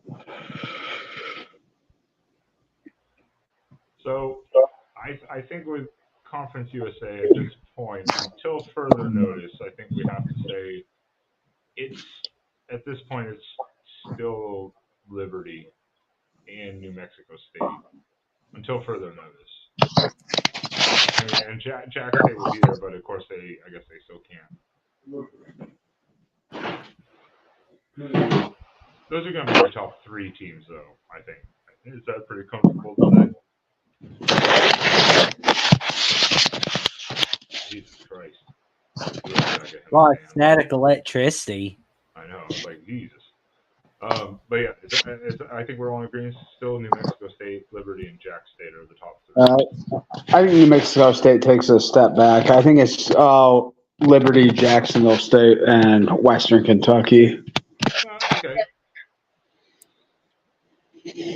So New Mexico State, I was telling Jackson earlier, they return like a pretty low number of starters this season. I'm looking through a lot of the prognostications I was looking through are pretty bearish on the Aggies this year. They have to their starting quarterback is a transfer from Iowa, who is like a third stringer. If you're the third string quarterback at Iowa, what are you doing? Maybe he liked to make too many plays and they didn't like that. Yeah. I didn't think about that. So it's possible. He was the gunslinger and they were like, no. He was like, you know what? Occasionally, I do actually like to like throw the ball more than like 12 yards down the field. Very, very rarely. Or they said not here out of the game. Yeah. We don't have to go play action every time I pass either. Like sometimes I can actually just drop back and throw. You never know. It'll be interesting because if that guy went in and all of a sudden lit it up, you'd feel Iowa fans would be like, what?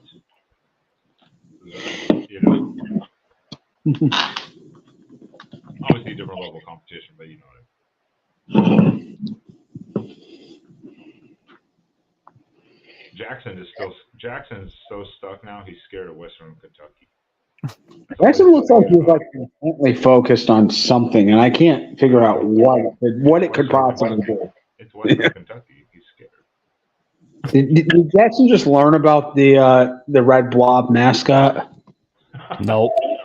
And now he's just transfixed. Do not make direct eye contact with it.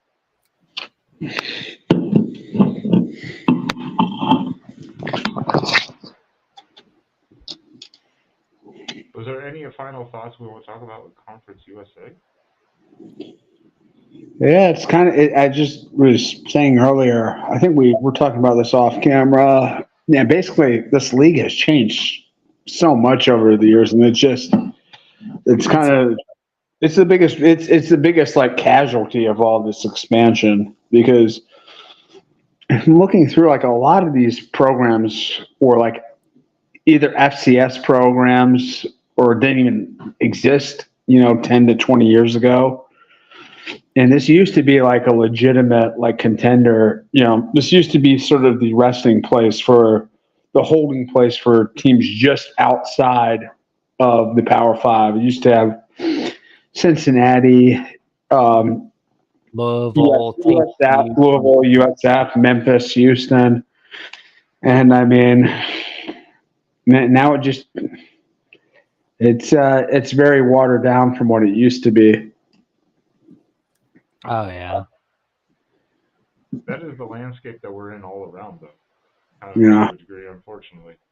There are I some think still untouched honestly, territories, but well, and it's like I said earlier tonight. It would help the conference if they could get North Dakota State. I mean, I honestly think if you brought North Dakota State in, I think they would dominate this league, though. I think they would. I think they're almost too good for. When people talk about bringing North Dakota State into the MAC or the Conference USA, I think, God, I don't think that's a winning deal for North Dakota State. And North Dakota State would go, why would we Or take South Dakota State. a two-year penalty for that when we could just sit here and win Of course. a national title every couple of years? Right. Or yeah, and you can sell out the Fargo Dome, and you can just because then they'd have to be like, well, now we got money and build this up, and that's an expense for them because it's covered. Obviously, it's indoors, so it's like it's kind of I think they're at the same time going, why would we want to take all of that on? No. Oh yeah, absolutely. And then I mean, like people forget too. If you host like three in the FCS games until the championship game, you can host all the way up until the end. So you collect a lot of revenue, and then you get the television rights in those games too. So I'm sure they've looked at the books, and somebody like North Dakota State probably makes a lot more money in the FCS than they would in the MAC or the Conference USA.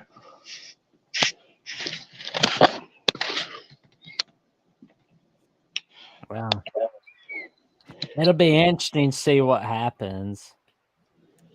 Because I got a feeling days are going to get darker for the Conference USA. Because I mean, there'll definitely be one or two teams just saying, we're going to go to the MAC. We're going to go to the Sun Belt. Yeah, well, they've lost teams to both of them. A couple years ago, Marshall and Southern Miss recently have defected to the Sun Belt. There's other teams, right, too. Oh, my God, there's plenty. I mean, UAB went to the AAC. Yeah. Yeah. I was surprised Western Kentucky, out of all teams, didn't go back to the Sun Belt, honestly. Yeah. There's an interesting sort of reciprocity agreement I think they have with Middle Tennessee, too. It's like they are a package deal. Wherever one goes, the other has to go. Because I think Western Kentucky had a deal to go to the MAC, and then there was Middle Tennessee was brought in, and it kind of complicated things. And Chris on the D1 360. Are you familiar with that YouTube channel, Jackson? What's the channel, Chris? What now? D1 360. He does a lot of really, really good deep dives on conference realignment and the history of all the conferences in Division I sports. If you want to learn anything about conference histories, you should definitely look at that channel. It's kind of a that click sounds hole. like an interesting channel for sure. Yeah, it's kind of a click hole too. Like once you learn about one, you really want to learn about the rest of them too. So you can waste a lot of time on that channel. Learn a lot of very useless things that you can impress people with at the parties. Oh, there we go. Nice. Well, We're definitely a lot of fun at parties for sure. Because we get stuck on what was it again? We got stuck on Mary Mac for like 45 minutes one night. Stop. I will boot you from this panel. I'm just writing down that strangest mascot origins idea before I forget about it. The grimace. That'd be an interesting one. Like, just each of us pick 3 and then kind of look into it. That'd be kind of interesting. Pick 3 what? Like, of the weirdest looking mascots, and then just kind of do your own research on them, and then come in and talk about it. Like the Kentucky one, like Western Kentucky. Like, again, I think I've seen a story on where it came from, but I don't remember. But it kind of makes sense, but still, really, that, you know. Oh man. I'm trying to think of the other bizarre looking ones. Oh God, no, there's some. I mean, there's some creepy looking ones, that's for sure. Look at you, Purdue. But yes, shop Amazon using this link to support the Voice College Football. You don't need to buy the product displayed. Does it cost you a penny? You will have the same shopping experience.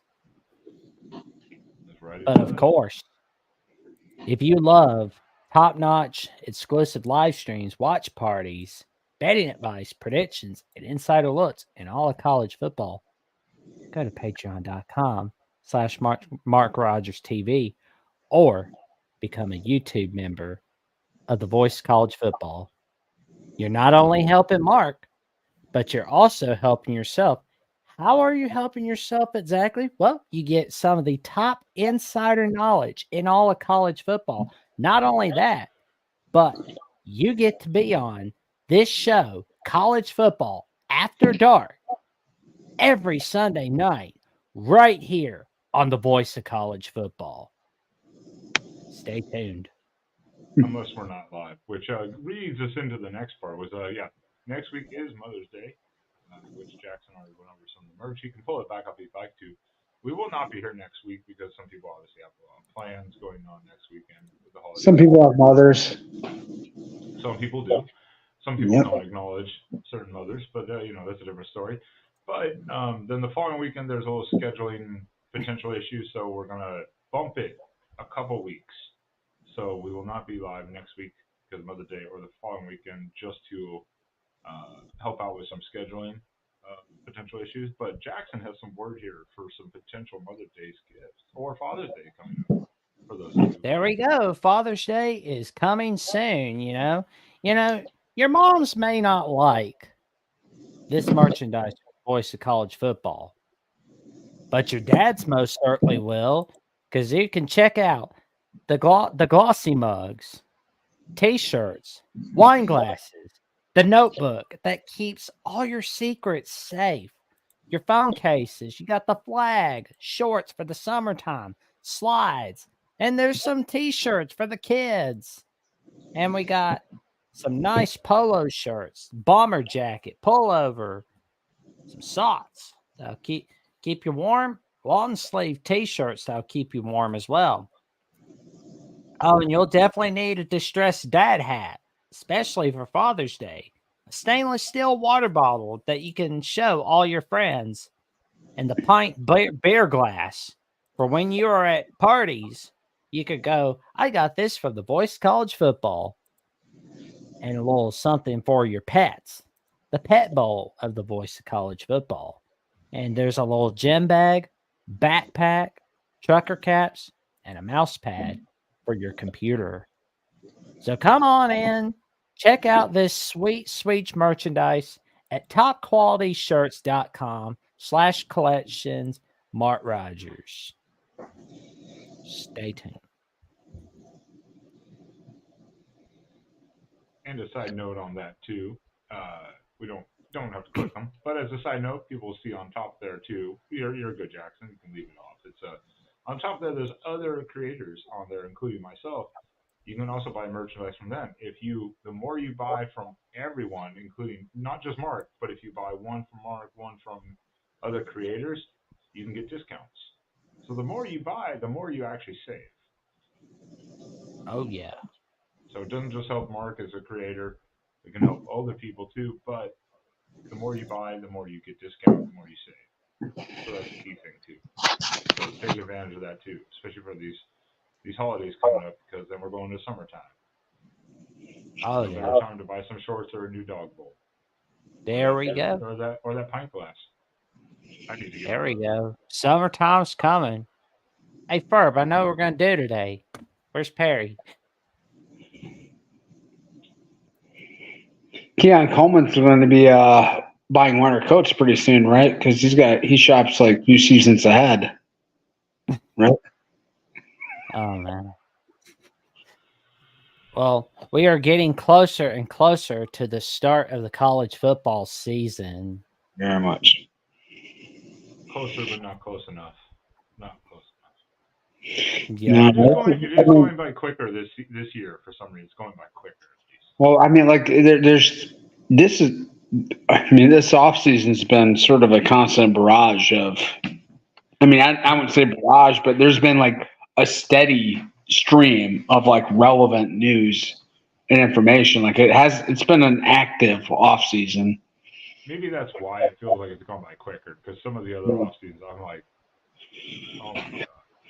And this one's like, oh, it's almost summertime already. Yes. And I mean, like people will lament certain things about the portal and the NIL, but it definitely makes the offseason a lot more interesting. I mean, like you can't argue that. I mean, if it was like college football was off the radar completely before, like, I mean, certainly after signing day, like February, like 2nd, up until like August, like no one thought about college football at all. Yeah, except for just the week of a spring game, really, and that was about it. Yeah. So, and I think we're entering like as dead of a period as it gets in college football. Like right now, like nobody's on campus. This is there's no recruiting really going on at this point. And obviously the portal has closed. So, this is definitely the time of the year. Shut up, hummus. I know. I'm noticing that. Yeah. But Ben, after just entering his 50s here, he's kind of recognized.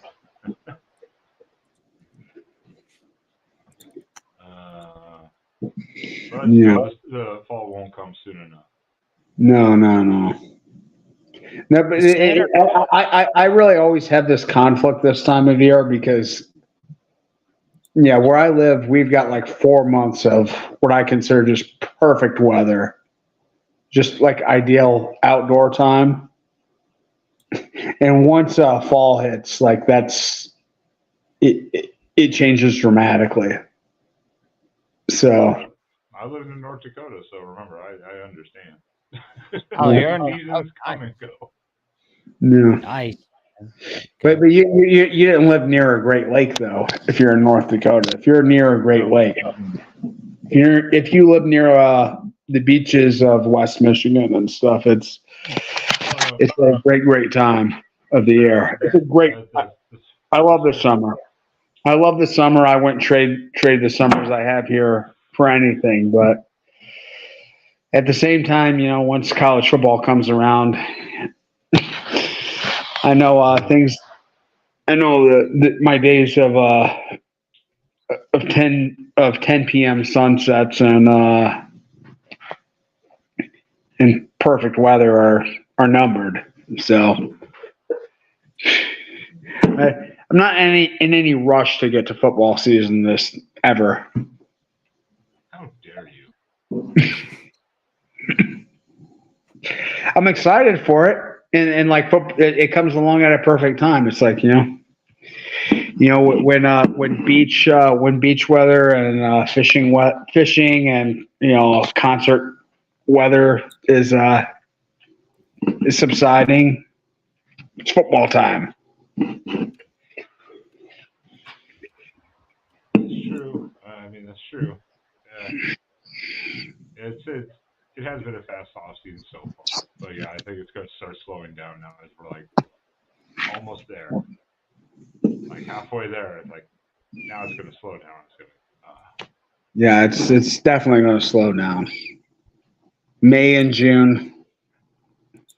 I mean, you almost don't want to. Yeah, you almost don't want any news. Like if you get a ticker from like a locked on or whatever sources you subscribe to, it's probably, oh no, who got in trouble.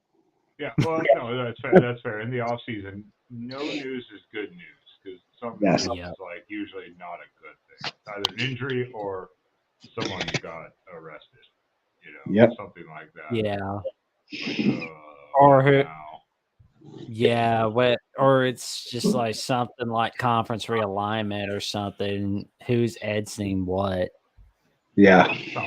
Something like that. And yeah. So no news is good news. True. Mm-hmm. Unless it's on the media days in July. That's different. That's kind of the one area where you want to hear some information. But I just want to hear a coach go, I'm a man, I'm 40. I just wonder if Mike Gundy will go, I'm a man, I'm in my mid-50s. I can't wait to get to 40. That way I can just go, I'm a man, I'm 40. That'd be awesome if he came back and if as long as he grows the mullet to like really replay it. That's the only way it would work. To like almost be identical, so you can just side by side. All right, gents. Any final word for Conference USA? Nope. I got nothing about the Conference USA. What's up?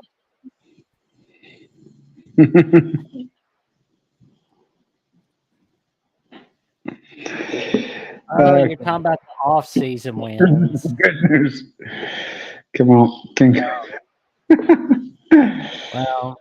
Oh, God. It's true. It's been a few days of good news for the Ducks. My question is, what happens?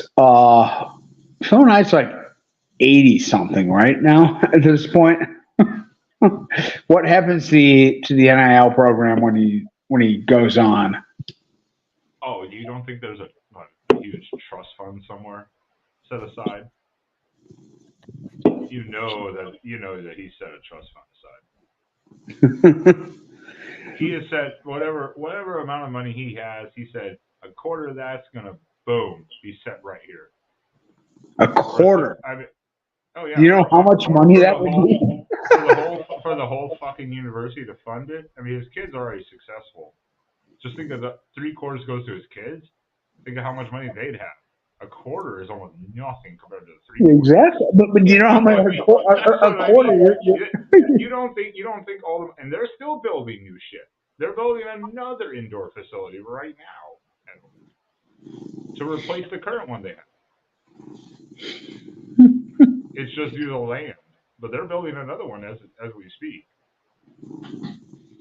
But then when you get the TV money coming in, you're not going to have to worry so much on that. So that fund would last. I mean, I would say decades, but that would last 100 years just by itself. So I mean,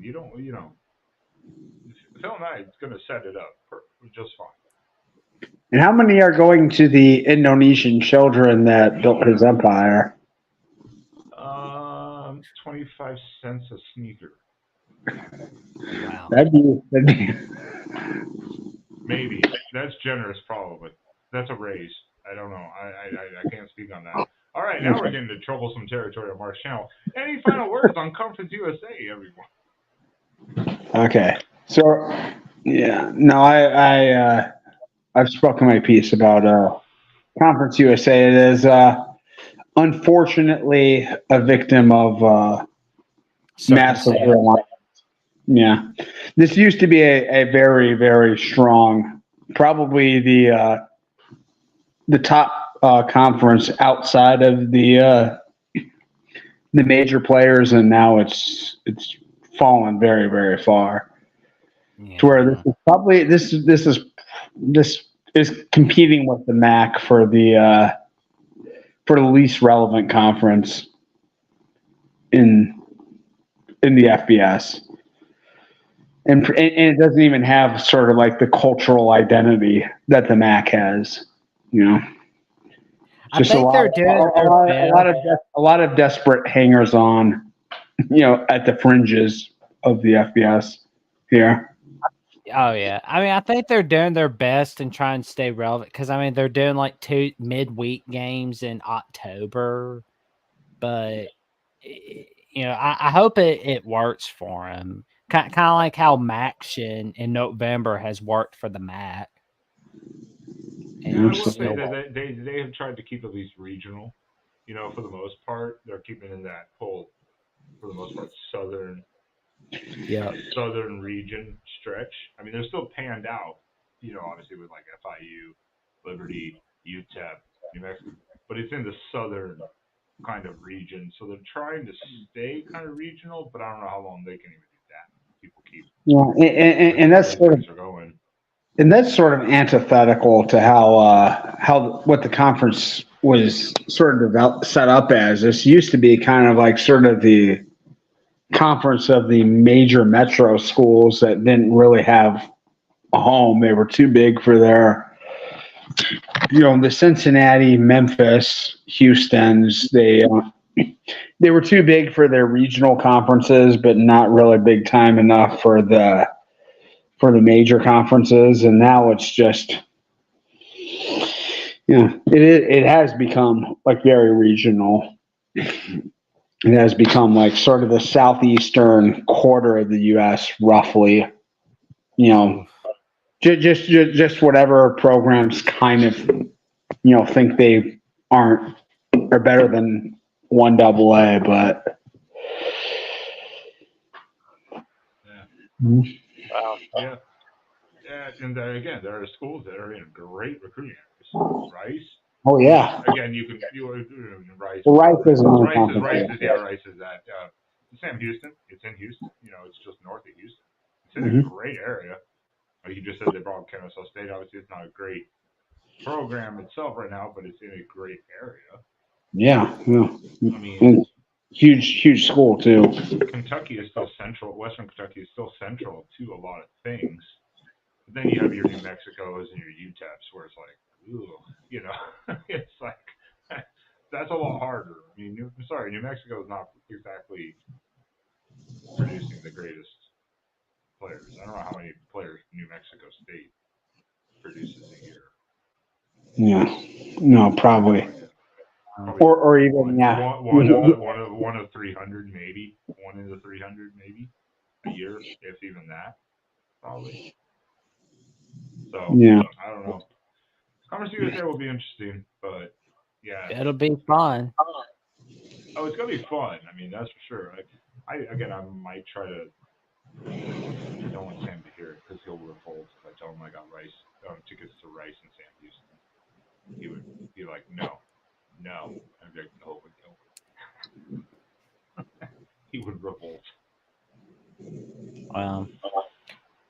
But I will say, though, Voice College Football has an exciting lineup for you on Monday. As Monday will start off with Wake Up College Football, 7 a.m., 8 a.m. Eastern Time.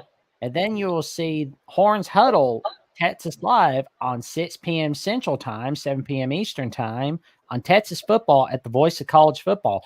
No more Longhorn Network?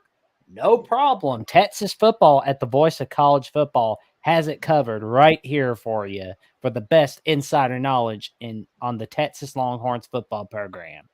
And you can see AI Live on West Virginia football at the Voice of College Football from Joey Foster and Shane.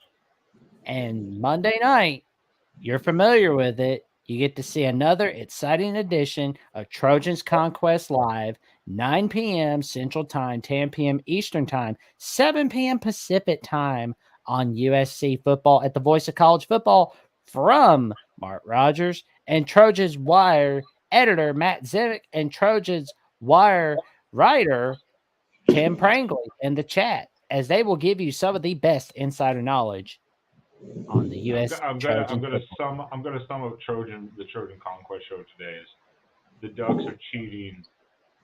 Wow.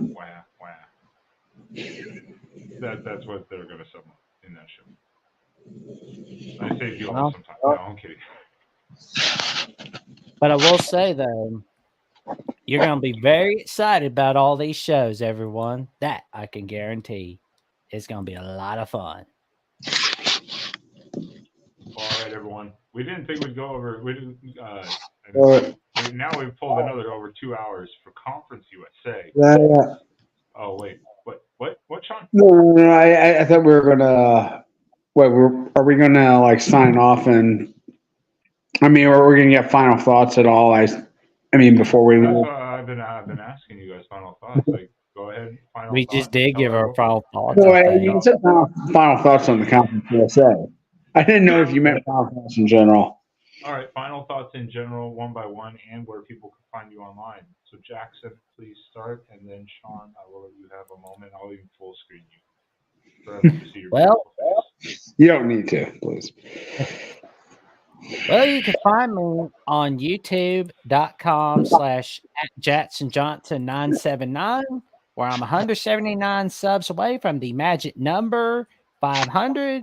And you can also find me on X or Twits at Jackson09960335, where I'm just getting closer to 1800. And you can find me on Instagram and Threads at JacksonJohnson543908, where on these sites I not only give my take on what's going on in college football and NFL, also host my show, The Jack Shane. I got some episodes here and there. And of course, you can find my updates on who's going to be on, who's not on Twitter, Instagram, and Threads. Stay tuned. Sean, your thoughts and where people can find you? Okay, know where you can find me. And sorry, my video quality is about 4% of what Jackson's was, but I did unfortunately want to pay some respects to former Michigan football player, linebacker Obieze from right here in Grand Rapids, passed away, unfortunately, sometime in the last day or so. I didn't know Obi extremely well, but I did know him a little bit. We went to football camp together when we were kids, and I played rugby against him in high school and in college. And his mom was one of my brother's professors in college, and wrote a very nice recommendation letter for him when he was applying to law school. So I was extremely saddened to hear the news of his passing. At just 36, he was just a year older than me. So really, really rough news, and I'm sure it's hurting a lot of Michigan fans who also lost a basketball legend of theirs, and Darius Morris, in the same weekend. So, we may be rivals on the field, but there are no rivals in humanity. So, feel very sorry for the Michigan fans who are affected by this, and the community of Grand Rapids. This is really it's a tough thing to handle right now. It was very, very difficult news to hear. So thoughts and prayers go out to the Aze family, and so tough day to hear that. So so sorry, Michigan friends. I really, really, it's rough. And I as much as I did know Obi, which wasn't that well, to be honest, he was a really, really cool guy that I knew of. And the stories I've heard from people who knew him way better than me are, yeah, he was just an awesome guy. So it's a big loss for everyone. Yeah, I saw the title of the story on ESPN when I was pulling stuff earlier. I didn't get to read into it. I did see the headline, so I was like, oh, okay. As soon as he said, I was like, oh, okay, yeah, that's the individual that they said died just a day or two ago.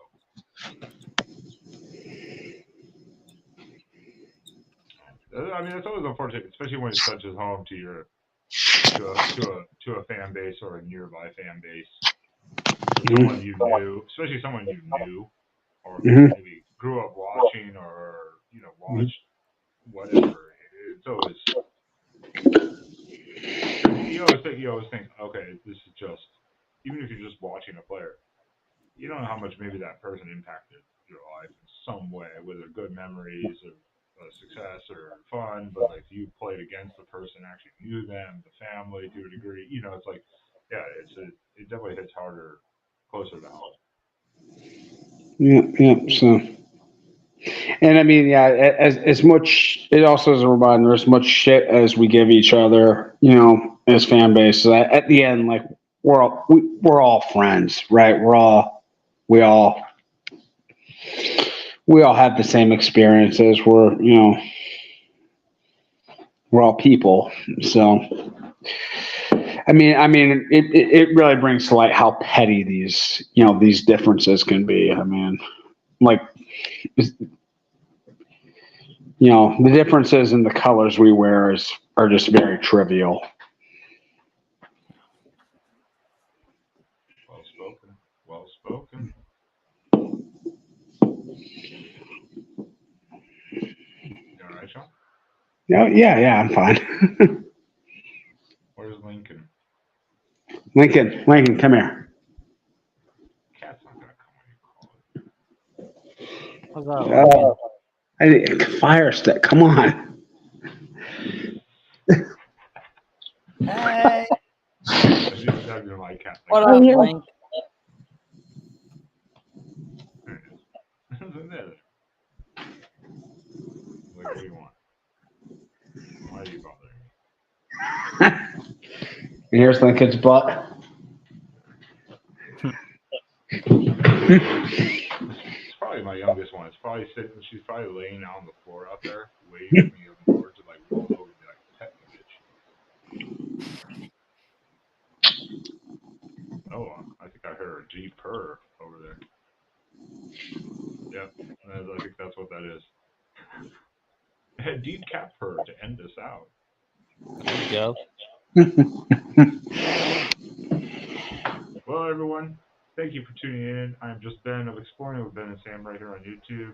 You can check out our channel here that Jackson I see so graciously put into the chat. And join me Monday and Thursday this week for my general live streams I do over there. It's for 18 and older only, and for complete nonsense. And then you'll find us on the Oregon show, which we will be probably off this next week. You can check out the Oregon channel here on the Voice of College Football. And then again, next week we will be off because of Mother's Day, and the following week most likely we will be off because of some scheduling. But we will, if not, we will notify everyone like a day in advance as best as possible. Otherwise, we will see you guys in 3 weeks as we get to do coverage of the Fun Belt. Oh, fine. I mean the Sun Belt. We have not hit the Fun Belt yet. Really? Exactly. Yeah, we have not touched the Fun Belt yet. I think the pop art knows a little bit about the Fun Belt, but it's not the Fun Belt we're thinking of. No, he's thinking of fun below the belt. Not that Fun Belt. We're talking the Fun Belt, Sun Belt. Who could arguably you could consider the funnest conference, obviously, to watch, and maybe the most competitive in some ways. So that should be in 3 weeks. So, as to that, everyone here, Jackson, Sean, as usual, everyone in the chat, we appreciate it. Make sure you hit that like button on the way out, and we will either see you in 2 or 3 weeks. So, again, make sure you hit that notification bell so that you get the updates for when the show is going live, as we schedule it several days in advance usually. And there's that. Gentlemen, Let's get the I voice of think college we. football to 100,000 subs. Oh yes, yes, yes, yes. Where Sean, we I'm at gonna let you. now? Sean, I'm gonna let you. Was that Where we at now with subs? for what mark is that? 50? Said where are we at now with subs? Almost With 50,000. subscriptions. With subscriptions for Voice of College Football. Oh, with subscriptions, phew, that's only numbers Mark would probably know for sure. All right. We're almost halfway there. 44 and change. We'll get there, and we'll get there by the end of the year. That's the idea. I think by the end of the year is a reasonable goal. Get to Absolutely. the 100,000 mark. Get that 100,000. Mm-hmm. So thank you again, everyone. Comments in the The comment golden section. get the golden voice and the 4K camera of Jackson Johnson in there, and we may get to 200K by the end of the year. Oh boy, don't gloat him that much. Sean, I was gonna let you do the special honors tonight. Can Let's go. you tell me the magic outro words? Play me out, Pop Tart. Oh yeah, I love it. This is perfect. 'Cause I actually just watched the Jerry Seinfeld movie this weekend. I'm a 32nd degree Mason. He thinks he's Robert De Niro. I wonder how much that mascot gets paid. He looks a little Tim happy. Oh, it's gotta be like the funnest job.